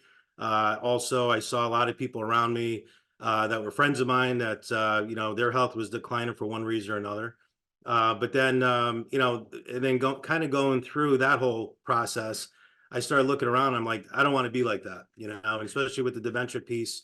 I know that a lot has to do with weight, has a lot to do with health and those type of things, and mind exercises. So back in December, I got your book, just started implementing some different things again, but really visualizing the night before and taking a look at my calendar for the next day and saying, okay, how do I want that next day to happen? How do I want to interact with this person or that person? What's the outcome that I want? And that really made a big difference on my mindset. And you mentioned earlier about optimizing your mindset. That's so important, where before I just kind of go into the day, usually in a negative format, because, that's maybe what I woke up to, or the nursing home calling, during the night or whatever that may be. But being able to go in, getting a great night's sleep, I'm looking for, 6-7 hours now, where before I was getting 4 or 5. But really visualizing that next day, and then really picking 3 things that I was grateful for that day. So I would just kind of look back at my notes, look back at my schedule for that current day, and point out those 3 things. And that made a big difference too, going into the night. Getting up the next day, walking, being very consistent on walking, anywhere between 3 to 4 miles a day, was a big thing for me. And the days I didn't walk, it was a disastrous day for me, right? I felt totally different. I can never really do it. I said, hey, I'll do it in the afternoon, and one thing or another would come up. So getting that first thing in the morning, getting up early, doing the walking was very important for me. Also reading, anywhere between 15 to 30 minutes Unlike Sky, I do have a recliner that I choose to go to instead of for reading. And I also have one in Florida because I have an office in both Naples and Sarasota, Florida, also that I spend a lot of time in the winter and have a designated area for doing the reading. And then from there is writing down notes from what I read, different things that I can execute, put into my day, or who can benefit from it. And that was, one of the things that I saw, that there's a lot of people. I really tend to try to stay away from negative people, drama, those type of things. But every once in a while, they need help or they need coaching or consulting. And as leaders, I think we all have to help in any way that we can. And I've been able to give a lot of your books out and really apply a lot of those different things and help people with some of the different steps that we just went over. So I just want to say thank you very much for doing what you do, and love everything that you set up. And the new book and the new edition that you have is great, especially with the evening portion of it. Awesome. Willie, talk about being intentional. I mean, you what you just said there about realizing that how you set up your next day, the intention that you bring the day before into the next day is everything. And I said in the very beginning when I was first in the Miracle Morning, is I'd go, Miracle Morning actually starts the night before with your intention for the morning. Like that's where it all starts. So yeah, thanks for being intentional. And I'm grateful that Miracle Morning's made such an impact for you. And thank you for paying it forward, man. Thank you. Yeah. Thank you. Thank you so much, Willie. Like, thank you for sharing. Yeah, and you were crushing the goals and everything that you set for the year too. You're crushing it. Megan. So Megan is also the first two people will talk about the day. Megan's talking about the day, and then we have a couple people talking about how to have your best year, and then also most purposeful life. So Megan, take it away. Megan with Magnolia. Hi. Of course, speaking in front of all these people with a scratchy voice. Thank you, Paulin. But hi, Megan Geyer. I own Southern Magnolia Home Inspections. And I just first want to totally geek out a little bit how I've read all of your books. The fact that I'm on this call and now turning beet red in front of everybody with my hands up here is just really exciting. So thank you, Kristen, for this opportunity, and Mandy for making this happen too. So I'm going to admit to the group that something that I feel like probably a lot of us are guilty of, and I chronically let my cup run empty. I overschedule myself. I put the needs of my family and my clients above me all the time. And I have a fear of disappointing others that pretty much dictates my life. So what that means is I'm the person who always ends up being disappointed and neglected. So yay, hopefully I'm not alone out there, please. But I know that my anxiety being heightened all the time is also what has made me so successful in my business. And it will also probably end up being, what will be the ruin of me if I don't get it under control. And so finding the time for me and my own development and my needs is really hard with that business, a husband who travels, 2 kids, and a dog that I actually adore. So on December 31st this year, I made the commitment to myself that I was going to walk outside every single day. I didn't care if it was cold. I didn't care if it was raining. But I would put myself outside for a minimum of 10 minutes every day with the dog that I adore. And so far this year, I have not missed a single day. Woo! And this is the first thing that I have 100% committed to myself and succeeded at. So that's a pretty big stride, but I know that it's not enough. And that's where the Miracle Morning comes in for me. And, the Miracle Morning helps me start my day just from a better place. I would be lying if I told you that I jumped out of bed immediately when my alarm goes off. I do try to not hit the snooze, and I lay there and talk to myself. So I repeat myself every day. I am awake, well-rested, energized, and ready for my day. Nice. I say it about 5 times and then drag myself still out of bed, but always to brush my teeth first. But for me, the 2 most impactful portions of the Miracle Morning are definitely the meditation and the exercise, which I do yoga. I was using the Calm app and listening to like the Daily J, and then I do another meditation, but it looks like I will be getting the Miracle Morning app and going through that instead. And then we're like a really strict no YouTube household, but I have one person that I will allow to watch on YouTube, and that's Yoga with Adrienne. And I love her. And she's got all different lengths of, videos and, kind of fits my mood and how much time frame I have. And then I've used a gratitude journal for years. And for a long time, I always did my gratitude journal at night, kind of like as a recap for the day. But I've switched that, and I've now started to write down things in the morning that I'm grateful for, because it kind of helps with that mindset of, hey, I'm already starting my day from a place of gratitude. And I like to record my meditations in there and my yoga. I go back then later in the day, I record my walks with my dog. And then family activities that we did. So I wanted to be really intentional this year with making sure that I was setting aside time for something specific with my kids each day, or even if it's just family dinner, just giving myself that credit that, hey, we made this happen today, and then kind of just reviewing my notes from the day. I'm definitely still a work in progress. I struggle the most with affirmations and visualization. So I really liked what you said today, how I'll be able to use some of that. Because for me, visualizations, I think I was always looking at it as like a far off in the future thing, but maybe it really is just, how am I getting through this day, and what is that going to look? What am I going to look like? So yeah, I just know that when I take the time for myself in the morning, before I get the kids up and kind of just jump into the day, that I definitely feel a difference in my day. I feel more productive. I feel like my mind is a bit calmer, and I feel like at least I've done something for me that day. So thank you so much for this. No, am I muted? No. Yeah. Thank you. Megan, thank you. That's fantastic. And I wanted to ask you, why no YouTube in your household? Because I think you might inspire me to adopt that. I want to know the reason. I don't know. Ever since my kids were little, I managed to somehow only let them watch Disney Junior for like the first 5 years of life. Like they didn't even know anything else existed. So I feel like that was a huge parenting win for me. Nice. But I probably because I didn't know how to use it. Honestly, I'm not very tech savvy. And so I just didn't want them to get caught up watching something they weren't supposed to. So it's just a hard rule, like no YouTube. And they'll be like, Mom, we were supposed to watch something on YouTube. So I'm like, I don't know what to tell you. That's awesome. How old are your kids now? Yeah. How old are your kids now? They're 12 and 9. Oh, awesome. Cool. No. Cool. Awesome. Megan, you were great today. Thank you so much. Thank you. Thank you, guys. Thank you, Megan. That was inspirational, and I'm so happy you're taking time for you. Like that makes my heart happy. All right, we got Dan Moz is coming up here. So Dan, he's sold, goodness, almost $500 million in real estate. He's a great human. He spoke at our mastermind. Great agent. He's out in the South Jersey area. And, Dan, go ahead and take it away. I appreciate you. Thank you. Thank you very much for having me. Hal, I was just at the Greater PA Summit the other day. So you were awesome. Nice. Thank you. So thank you. Thank you for the copy of the book that I got there as well, signed by Hal, which is always nice. So I wanted to talk a lot about my best year ever.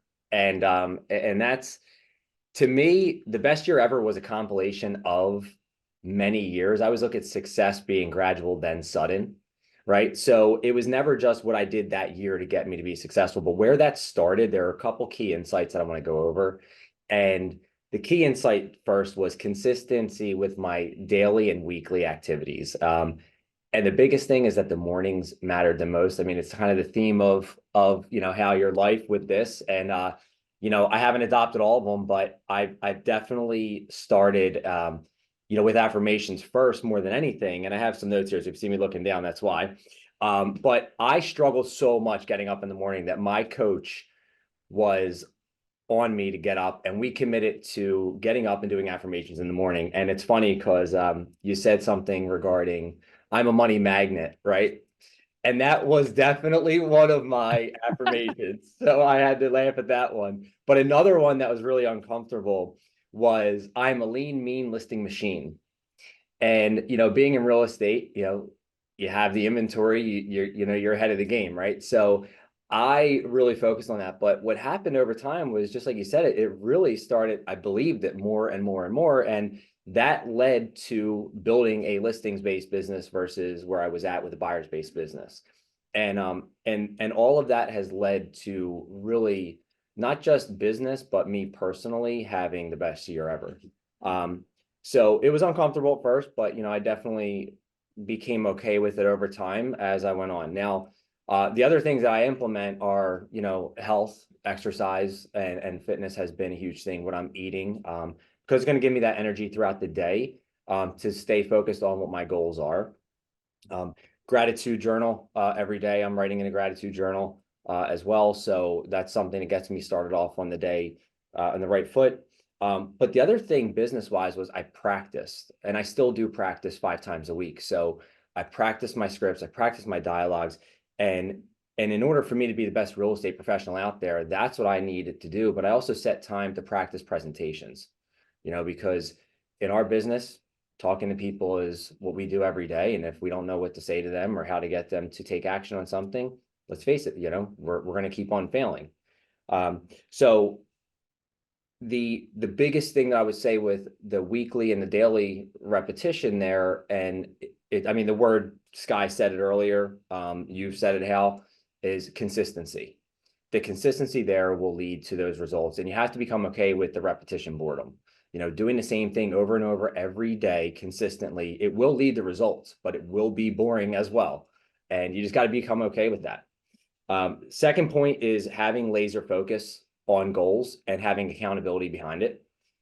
So if I could leave someone with a tip here today, is go find an accountability partner. Go find someone that's going to hold you accountable, because when we try to do it ourselves, it's not likely to happen.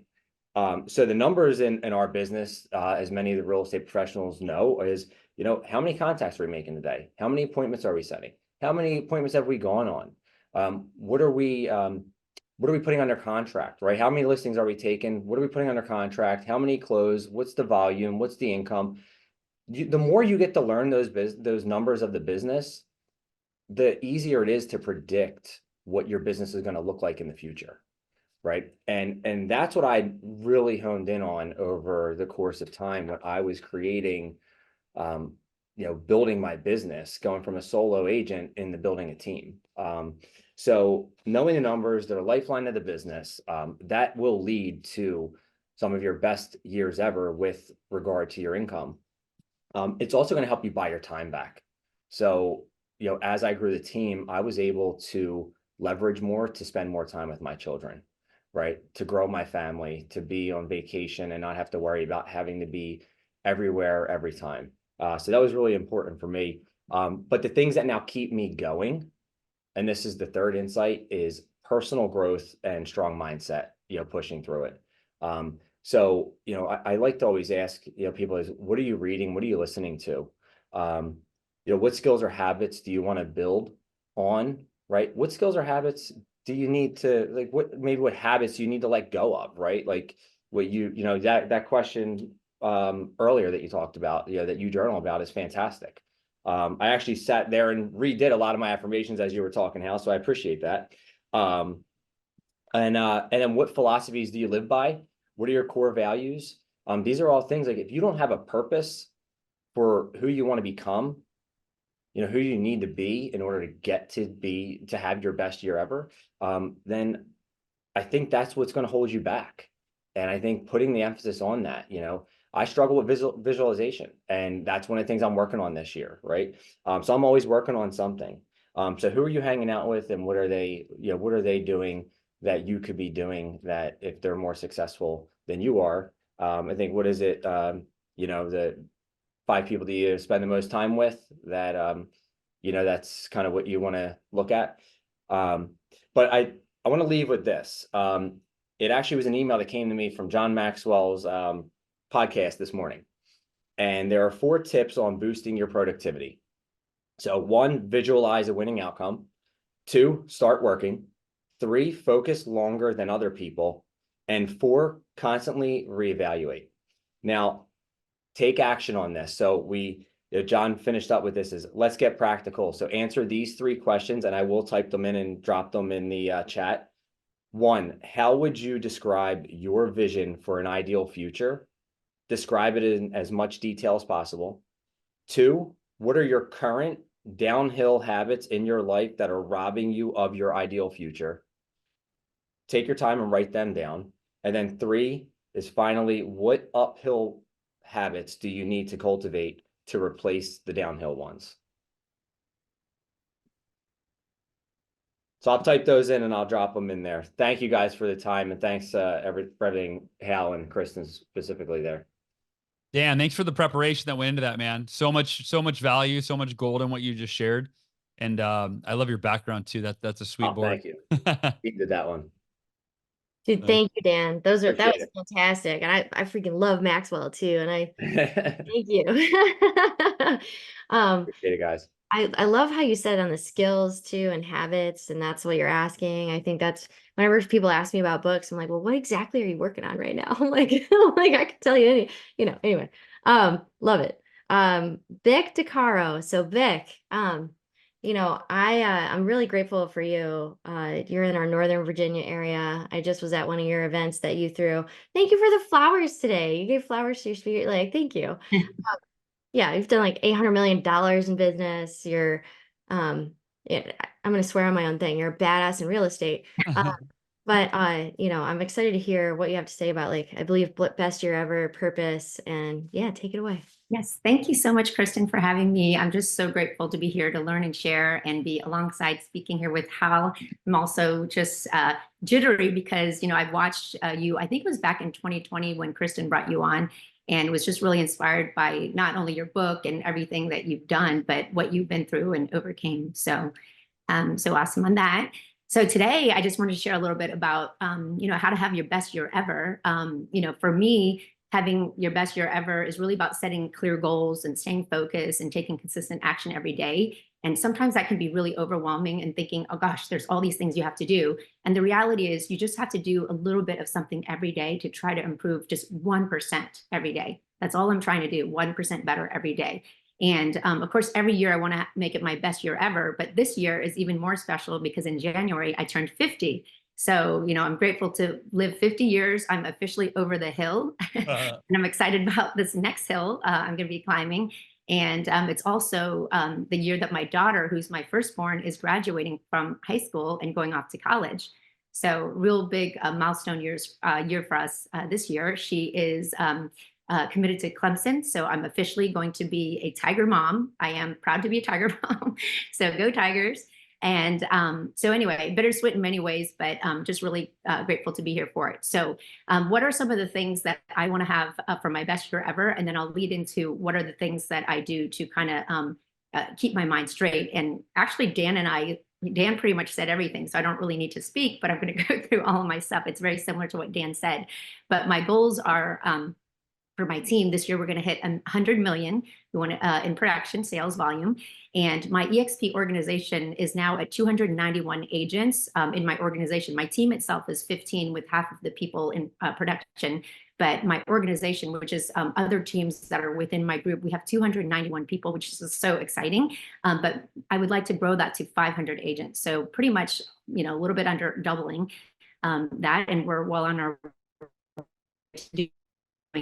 I'd love to create new opportunities for others, including 5 jobs that will make an impact in someone else's life. So I believe in creating opportunities for others in that way. I also want to focus on my health and doing like a health and fitness challenge. And while doing that, encouraging other people and other friends of mine that have not put health as a priority. So I'm a firm believer of your health is your wealth. So we really do need to take care of that. And especially now that I'm 50, my doctor tells me strength training is very important. So I need to do a lot of that. And, I wasn't always going and being really intentional about my health. I wasn't eating as healthy as I should, and I wasn't really working out. I'm running around a lot. And I kept thinking all my running around is actually my workout, right? My doctor's like, no, that's not a workout. You need to actually go in there and do strength training. So that's what I'm trying to do more of. So the other thing that I have on my list is with being 50, I want to do 50 significant experiences that are memorable and meaningful at this stage in my life because my dad passed away at a young age. So I didn't get to do a lot of fun things with him. And so that is something that's really important to me to do this year, 40% of those things with my family and then other things with friends. How many of us always say to people, let's get together, let's do this, let's do that, but we actually never do it. So this is the year that I'm actually going to do it. And we've already started that. And I was able to do a lot of fun things. We called it hashtag 50 Shades of Adventure. So that's what we're going to do. And so some of my friends that I haven't been able to see in a long time, we've been able to get together and do some things. And we did adventurous things like go to Vegas for 24 hours and saw U2 at the Sphere. So that was super cool. You know, I got to go to India for my niece's wedding, which in the past I might not have been able to do that, but was able to already do that. And this summer our family's going to go to Italy. And there's a bunch of concerts I want to go to. So we're going to go see Journey, Def Leppard, Aerosmith, a bunch of other stuff. So anyway, so I share that with all of you guys because I do have big thoughts, big dreams. Lots of years, it's not all of those things, but this year it's really important for me to hit some of those things and maybe even go beyond that.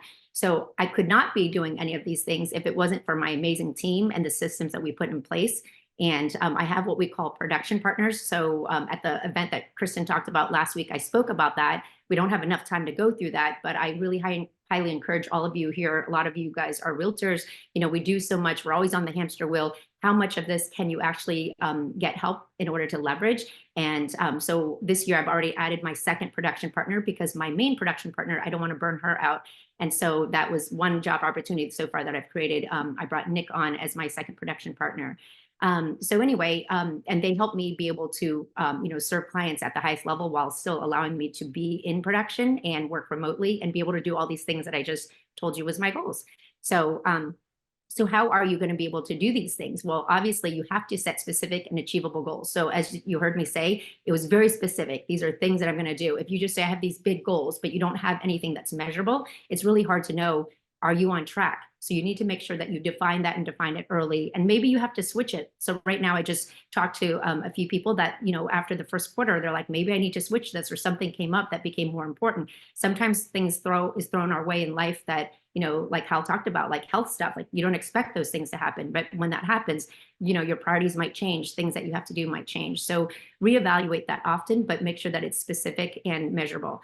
And then that could be as simple as like a production number. It could be something like hiring somebody to finally help you leverage and buy back your time. It could be personal, it could be health goals. The other thing is practicing gratitude. So everybody's talked about practicing gratitude. That's huge for me. You know, taking time each day to appreciate the good things in life, even though sometimes it feels like there's nothing good happening. I think that whenever you feel that way, the best way to get gratitude is go help somebody else. When you go help somebody else, you'll feel really grateful. Okay, sorry, I get emotional when I talk about that.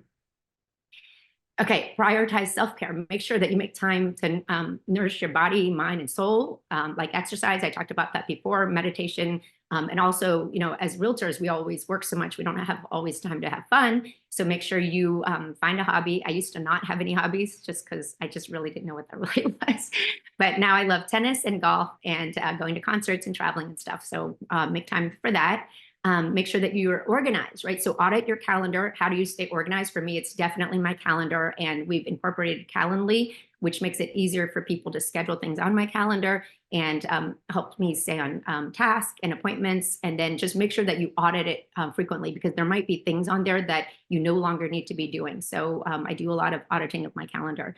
The other thing that's really important to me is surrounding myself with positive people and influences and reading. So I spend time with, you know, supportive friends and family, but also people that are, you know, really honest to me, you know, because I really truly believe accountability is the highest form of love.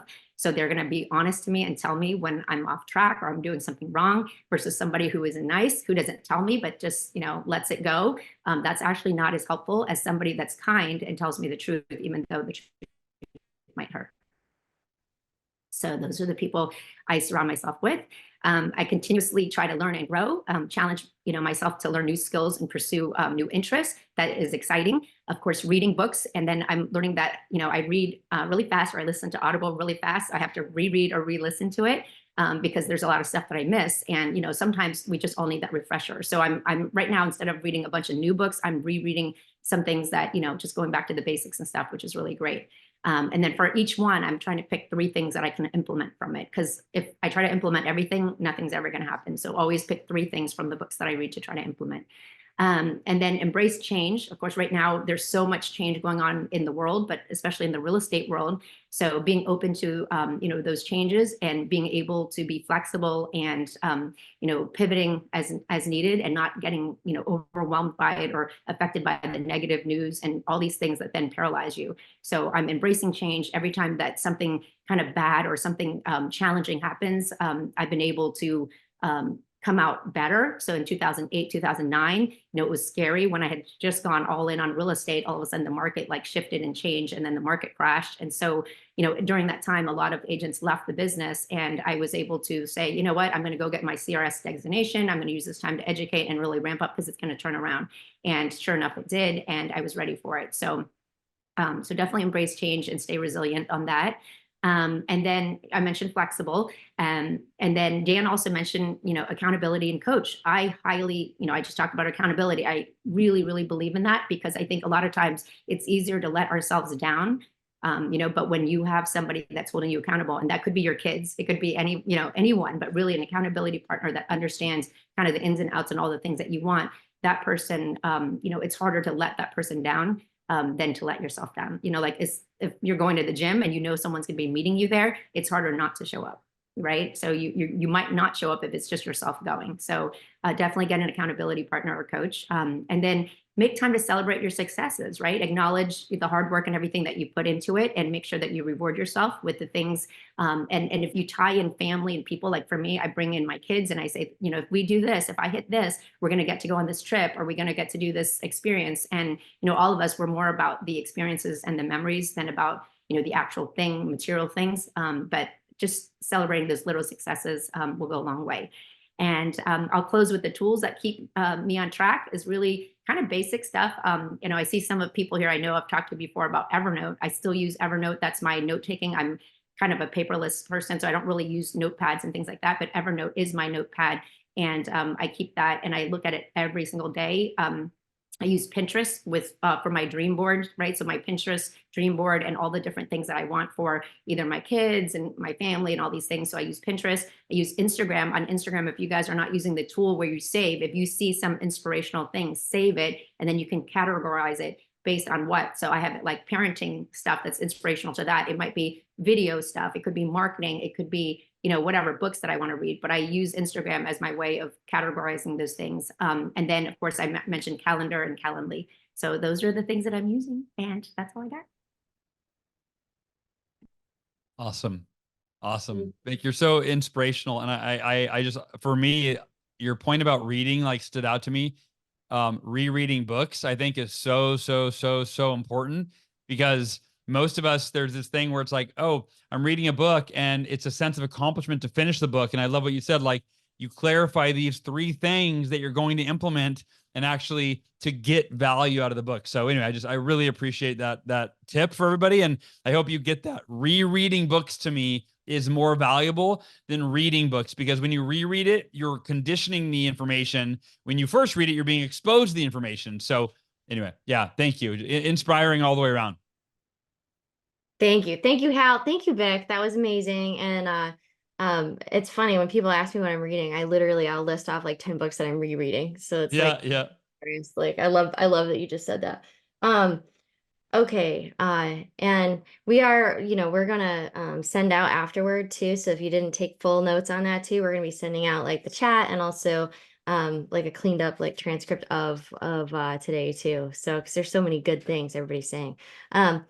We're gonna go next with Clayton Gitz, and Clayton is in Richmond, Virginia, and he is, I believe, are you with Real now? You're with Real now, right? Are you with Real?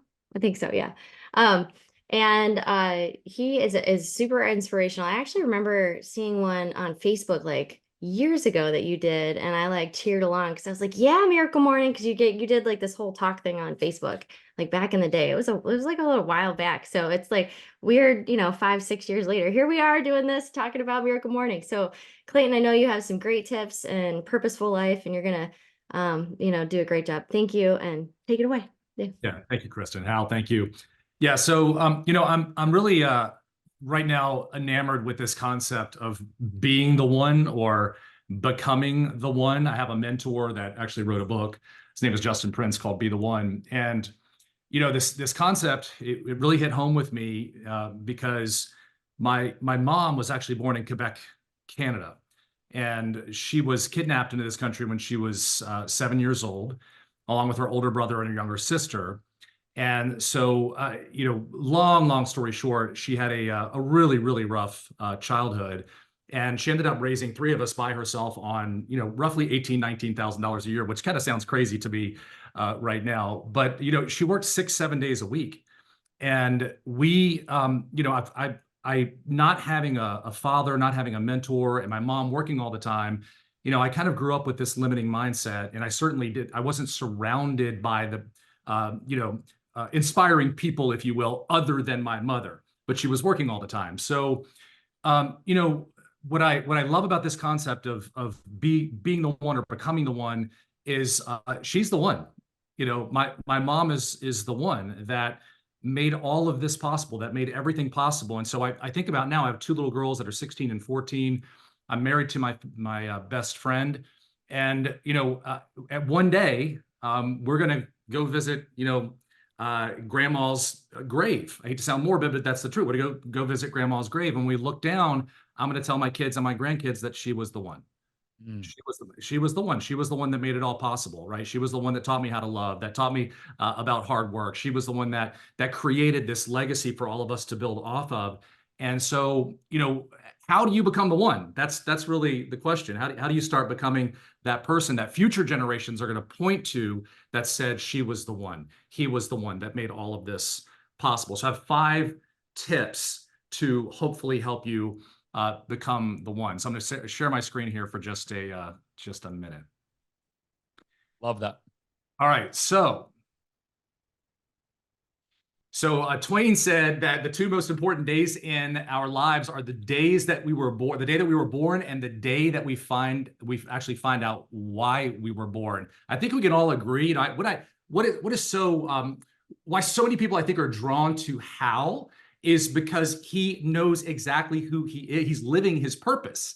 And I just don't think that anybody can mess with that. When you're truly aligned with why you are here, it's really hard to mess people up, man. And when you're impacting people at that level, how the way that you're impacting people, like when you really find out why you're here, nobody can touch you. So how do you do that? So number one, I just personally, for me, it's been proximity. If you want to get into better shape in 2024, then go hang out with people, like men and women that are in better shape, right? Or go hire a personal trainer. If you want to get control of your finances in 2024, then go spend time with people that have their act together financially. If you want to have a deeper, more meaningful spiritual life, go to church, right? Go hang out with a bunch of people that are in alignment with what you believe spiritually. So proximity has been incredibly powerful. We spend money, my wife and I do, to seek out, to go to the conferences. Hal, I met you for the first time at a conference, and I saw you last year, I believe it was, at another conference as well. So you do a lot of speaking events. So proximity, number one. Number two, sincerely, not just because you're here. I promise I'm not a teacher's pet, but how the Miracle Morning changed my life, and it changed my wife's life. And I was $600,000 in debt in 2005 when I got into the real estate industry, and I read a book because of the Miracle Morning called called The Total Money Makeover. And my wife and I paid $600,000 off, worth of debt off in just 2 short years. We read Profit First. We just read Buy Back Your Time. We do the affirmations. So the Miracle Morning is number 2. If you want to become the one, I think it's just critical. Number 3, if you don't know where you're going, then you might just end up there. I love how I'm looking at your goal setting worksheet right now, and it says, what do you want to celebrate 1 year from today? Start with the end in mind. Where do you want to be financially with your career, your business, your health and fitness? I'm definitely going to go through this again, Hal, along with your training. So thank you. Number 3 is start with the end in mind. Number 4, say no, man. How many of you are just like me and are a people pleaser? Say no more. The difference between really successful people and unsuccessful people are that really successful people say no to almost everything. So it's just about prioritizing the important things and saying no to the not so important things. And number 5, I think that we are the worst accountability partners for ourselves. So hiring the coach, hanging out with really high level people that are going to push us to become the best version of ourselves and ultimately to become the one. Thank you guys. Appreciate it. Wow. Clayton. Wow, man. That was incredible, dude. I want you on the stage with me next time I'm at a conference. I love it.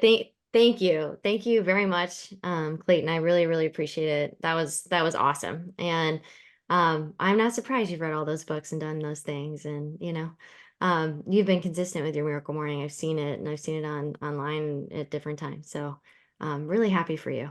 All right. So let's see here. We have Juan and we have Barry. We got to stick to our 5 minutes. And at the end, I want to ask one question about accountability, which Has come up a couple times. Yeah.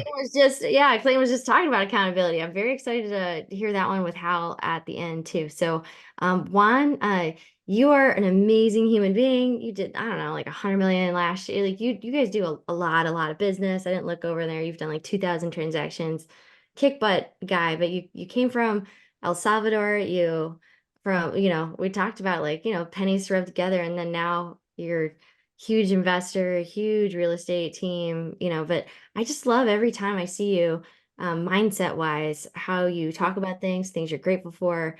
It's a pleasure to be around you. So take it away. Yeah. Kristen, thank you very much. I mean, you are an example of what a human being, need to be.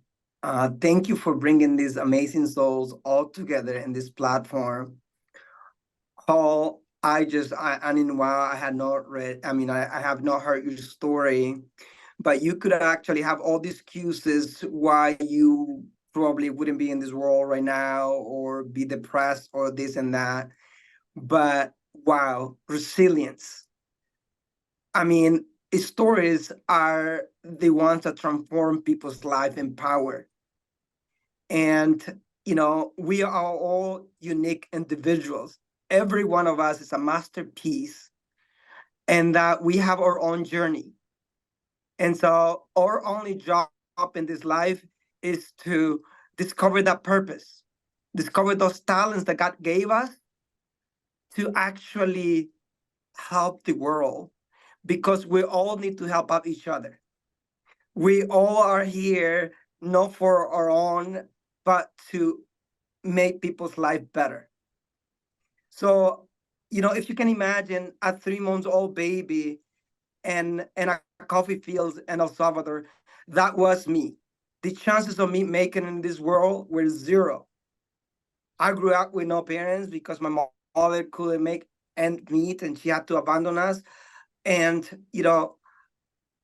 I came to the United States at the age of 20 with absolutely nothing, started sleeping in a couch. And what got me to where I am is my beliefs, first in God, that is my creator, and I'm the son of God, and that, I'm born for greatness. And so with that mentality, I came here and started from scratch. And my only job is to become the best version of myself every single day. And I'm just a grateful human being that is walking a path, and enjoy every single day like my last day. I am in a process of learning about, my purpose, because it's hard to find your purpose. And so everything would align with, us. Now, that being said, I have been enjoying and learning from everyone here. And if I can tell you something, that mindset is everything. And I'll tell you something. You need to connect your conscious with your subconscious mind. And I'm gonna give you something. Tomorrow, say you're gonna wake up at 5 a.m. Tell it to your subconscious mind, and it will happen. So imagine if you tell that to yourself on what your next big project is, what you're going to do, and you combine your consciousness, your subconscious mind, and you create this magic. So your mind is your graded battle zone, and it can take you up or it can take you down, but you decide. And so I say thank you very much for this time. I'm just grateful to be here, grateful to share with everyone. I don't want to take much time, but if I can leave you with something, is make a difference. We are created to be light and dark. So, and we all can make a difference. There is not a section in this life. We all can coach somebody that you were yesterday. You can coach it today. So thank you very much, and God bless everyone. This is amazing. Thank you, Juan. I appreciate you so much. I give Juan the award for most inspirational today. Juan is like, you inspired me. That was everybody's inspirational, but like Juan, maybe it's recency bias, but thank you. Thank you. All the humans speaking on here are just great humans. I'm very blessed to run the real producers in all these areas. This is like, yeah, very honored to run this group, like, period. So Barry is next, and Barry is a cancer survivor. He is a kick butt team leader, great human. He always is taking coaching, giving coaching, just like a great person, and done lots and lots of real estate. And Barry, talk to us. Tell us. Yeah. Well, thank you very much. And thank you, Hal. It was great. And all of the speakers. I always love to go last on a listing presentation, but on tributes like this, there's not much that hasn't been touched already. So I hope I can add something to it. And I'm just going to share my version of it because above everything, I believe in being organic. And, Hal, the morning is precious to me because I'm running all the time. I'm running full out. And whether I'm hearing to my calendar, which I try to do most of the time, or not, I am a huge prep in the evening person. I believe that I can best, execute my morning by preparing for it. And so I need that prep time at night so that when I do wake up in the morning, it's execution time. So I know you guys touched on that, but I do feel it's important. And I look for the piece at the end of the evening to say, I've run my course, I've run my day, and now it's time to rest. And normally the old me would have hopped up in the morning and just hit the road. But I've become very selfish about my relaxation time in the morning. And so that's become part of my routine also, where I will go through a certain set routine. And this again is a lot of repetition that everybody's, mentioned. But I will allow myself that time in the morning to relax in bed, to get myself through some of the things that I'm going to do, whether it's my routine is very, very repetitious. It's to open up and look at my banking. It's to check emails. It's to check any text messages that have come through. It'll be to look into the CRM and make sure that anything that I need to do. And then I will take that additional time to do my affirmations and gratitude. I keep a gratitude journal, which I believe in, and I start my day with, what am I thankful for? And then that day has already been laid out for me. I will have my meeting with my hub. I run a high-level team, as Chris mentioned, and I'm always, in prep for a hub meeting. I'm also an OP in several market centers. And so that's my morning where I start and then walk into the rest of my lead generation. And I think there was, and I think we can share the epiphanies, but I was diagnosed with tonsil cancer back in February last year. And I don't know where it came from. I don't smoke, etc. I know where it is now because I know it's the type I had. And I'm a survivor like you are. Hang on, my voice I'll explain why. While they were doing some exploratory surgery, they paralyzed my vocal cords. Now, if you can imagine we earn our living by speaking with our voice, as you were so eloquent and everybody has been this morning. And I told my guy, I said, you know, this was not from the cancer. This was just some exploratory surgery. And I said, taking away my voice is worse than Frank Sinatra not being able to sing. Because we earn our living with our voice. Yeah. But I was forced to deal with the reality, and I guess we all go through that, right? The acceptance, the denial, etc. That here I had this, and I was in for the most aggressive outpatient cancer therapy with 35 radiations, 6 chemotherapies, lost 41 pounds, would not take a stomach tube, almost didn't make it twice. And through that whole thing, I continued to work. I continued to stay focused on what I think helps me feel strong. And that was leading my team, being there for my clients, and taking my team to the next level. So even though that happened to me and knocked me out of the box, as it would normally be for 6 months, we kicked 22 in the ass on real estate goals, increased profit, increased distribution and expansion.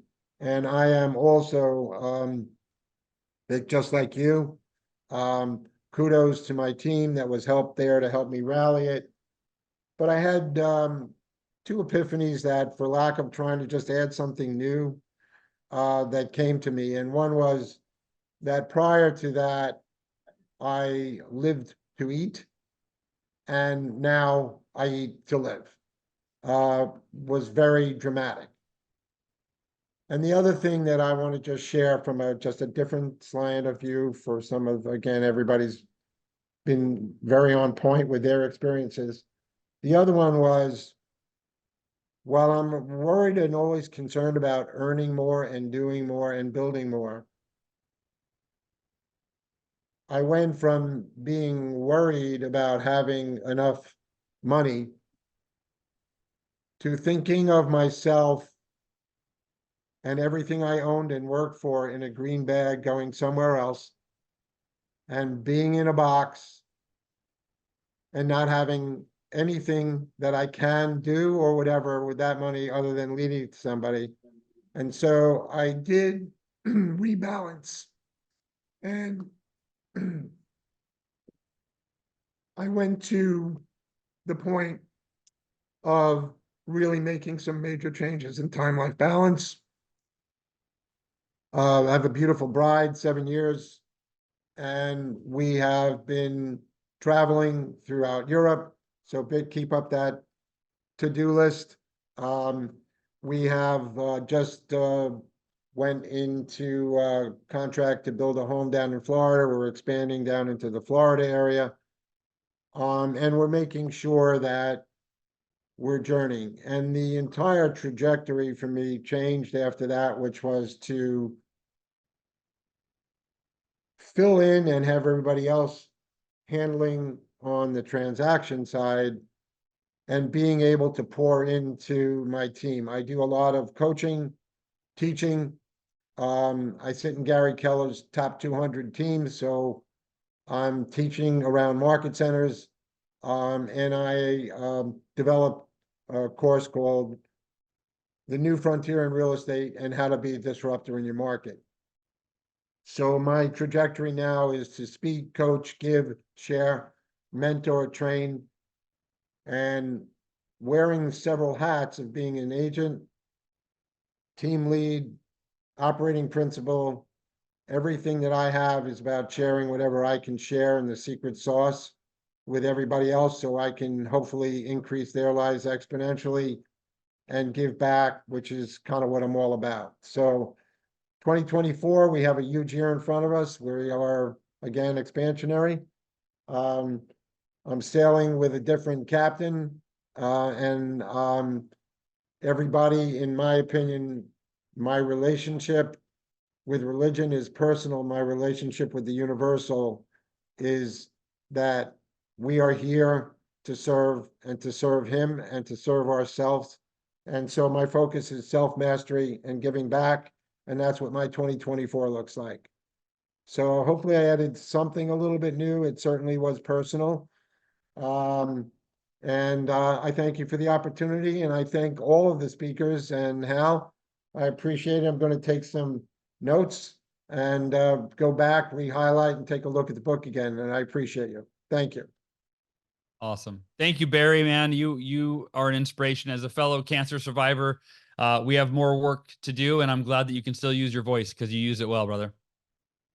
Thank you. Yeah, thank you, Barry. There's some of that I didn't know either, and I just, yeah, thank you for sharing, like, personally, and your epiphanies, and so much to talk about food after cancer. I could go on to a food journey about that, that's for sure. Thank you, Barry. Hal, can you end on some tips on accountability, and just take it away? Like, we had a set question, but like, what do you feel like you could give to this group on accountability in these times? Like, what would you like to hear? Yeah, and I really want to keep this. I want to keep it short, not just for all of your time, but I don't want to go on and on about this. I really just want to say what I think is important, which is we have to grow up. And we have to, and what I mean by that is we have to embrace accountability. We have to actively pursue accountability and set it in our lives. And what I mean by that, when we're growing up, most of us, in fact, when I said that, you're like, nah, we don't like accountability. And here's why. When we were in our formative years, from, child, teenager, and so on, accountability was forced upon us by the adults in our lives, and we never asked for it. We were held accountable to eat vegetables. We were held accountable to do our homework, to get up in the morning, to take a bath. If it wasn't for our parents, we'd all be malnutrition, sleep deprived, uneducated, dirty little kids. But none of us realize, oh, you're doing this for me. It's in my best interest. So what happened is while our brains were forming, we generated or conditioned ourselves to resist and resent being held accountable. And if you're like me, when you turned 18 and you left the nest, right, you're like, I'm going to stay up all night. I'm going to eat fast food. I'm going to play a video game. I'm going to, nobody's holding me accountable. The problem is we didn't understand the value of accountability. So it was a downward spiral into mediocrity for a lot of us, because I forgot who said this earlier, might've been Sky, but whoever said it, we will do far more if someone is holding us accountable. And that goes for me. It goes for you. It goes for the world's greatest athletes and CEOs. When nobody's looking, we are our worst enemy, and we will get away with whatever we can. So whether you hire a coach, or if money's tight right now, I'm not going to tell you to hire a coach. I'm going to say partner with a colleague and say, hey, look, accountability is crucial for us to hold each other to higher standards than we will hold ourselves to. So will you hold me accountable? And in my past, I've had accountability buddies. I've led accountability groups where I did a weekly Sunday call where I held 20 people accountable with a spreadsheet, right? So however you do it, one of your highest priorities in 2024, it should be your miracle morning, but it should also be stepping up and courageously inviting accountability into your life and establishing a daily or weekly accountability check-in with someone else who you can support, so that you can both hold each other to higher standards. And with the tide rising, you'll both perform better this year. Thank you, Hal. Thank you for everything, for being here and sharing all your good stuff, all your wisdom, and everything that came to you for today. Everyone, all of our speakers, thank you to our speakers, and y'all for putting a couple hours into yourself today. I'm happy for everyone that was on this call. Everyone have a fantastic, amazing day. See you at the events coming up. Thank you, everyone. Thank you, Kristen. Goodbye, everybody.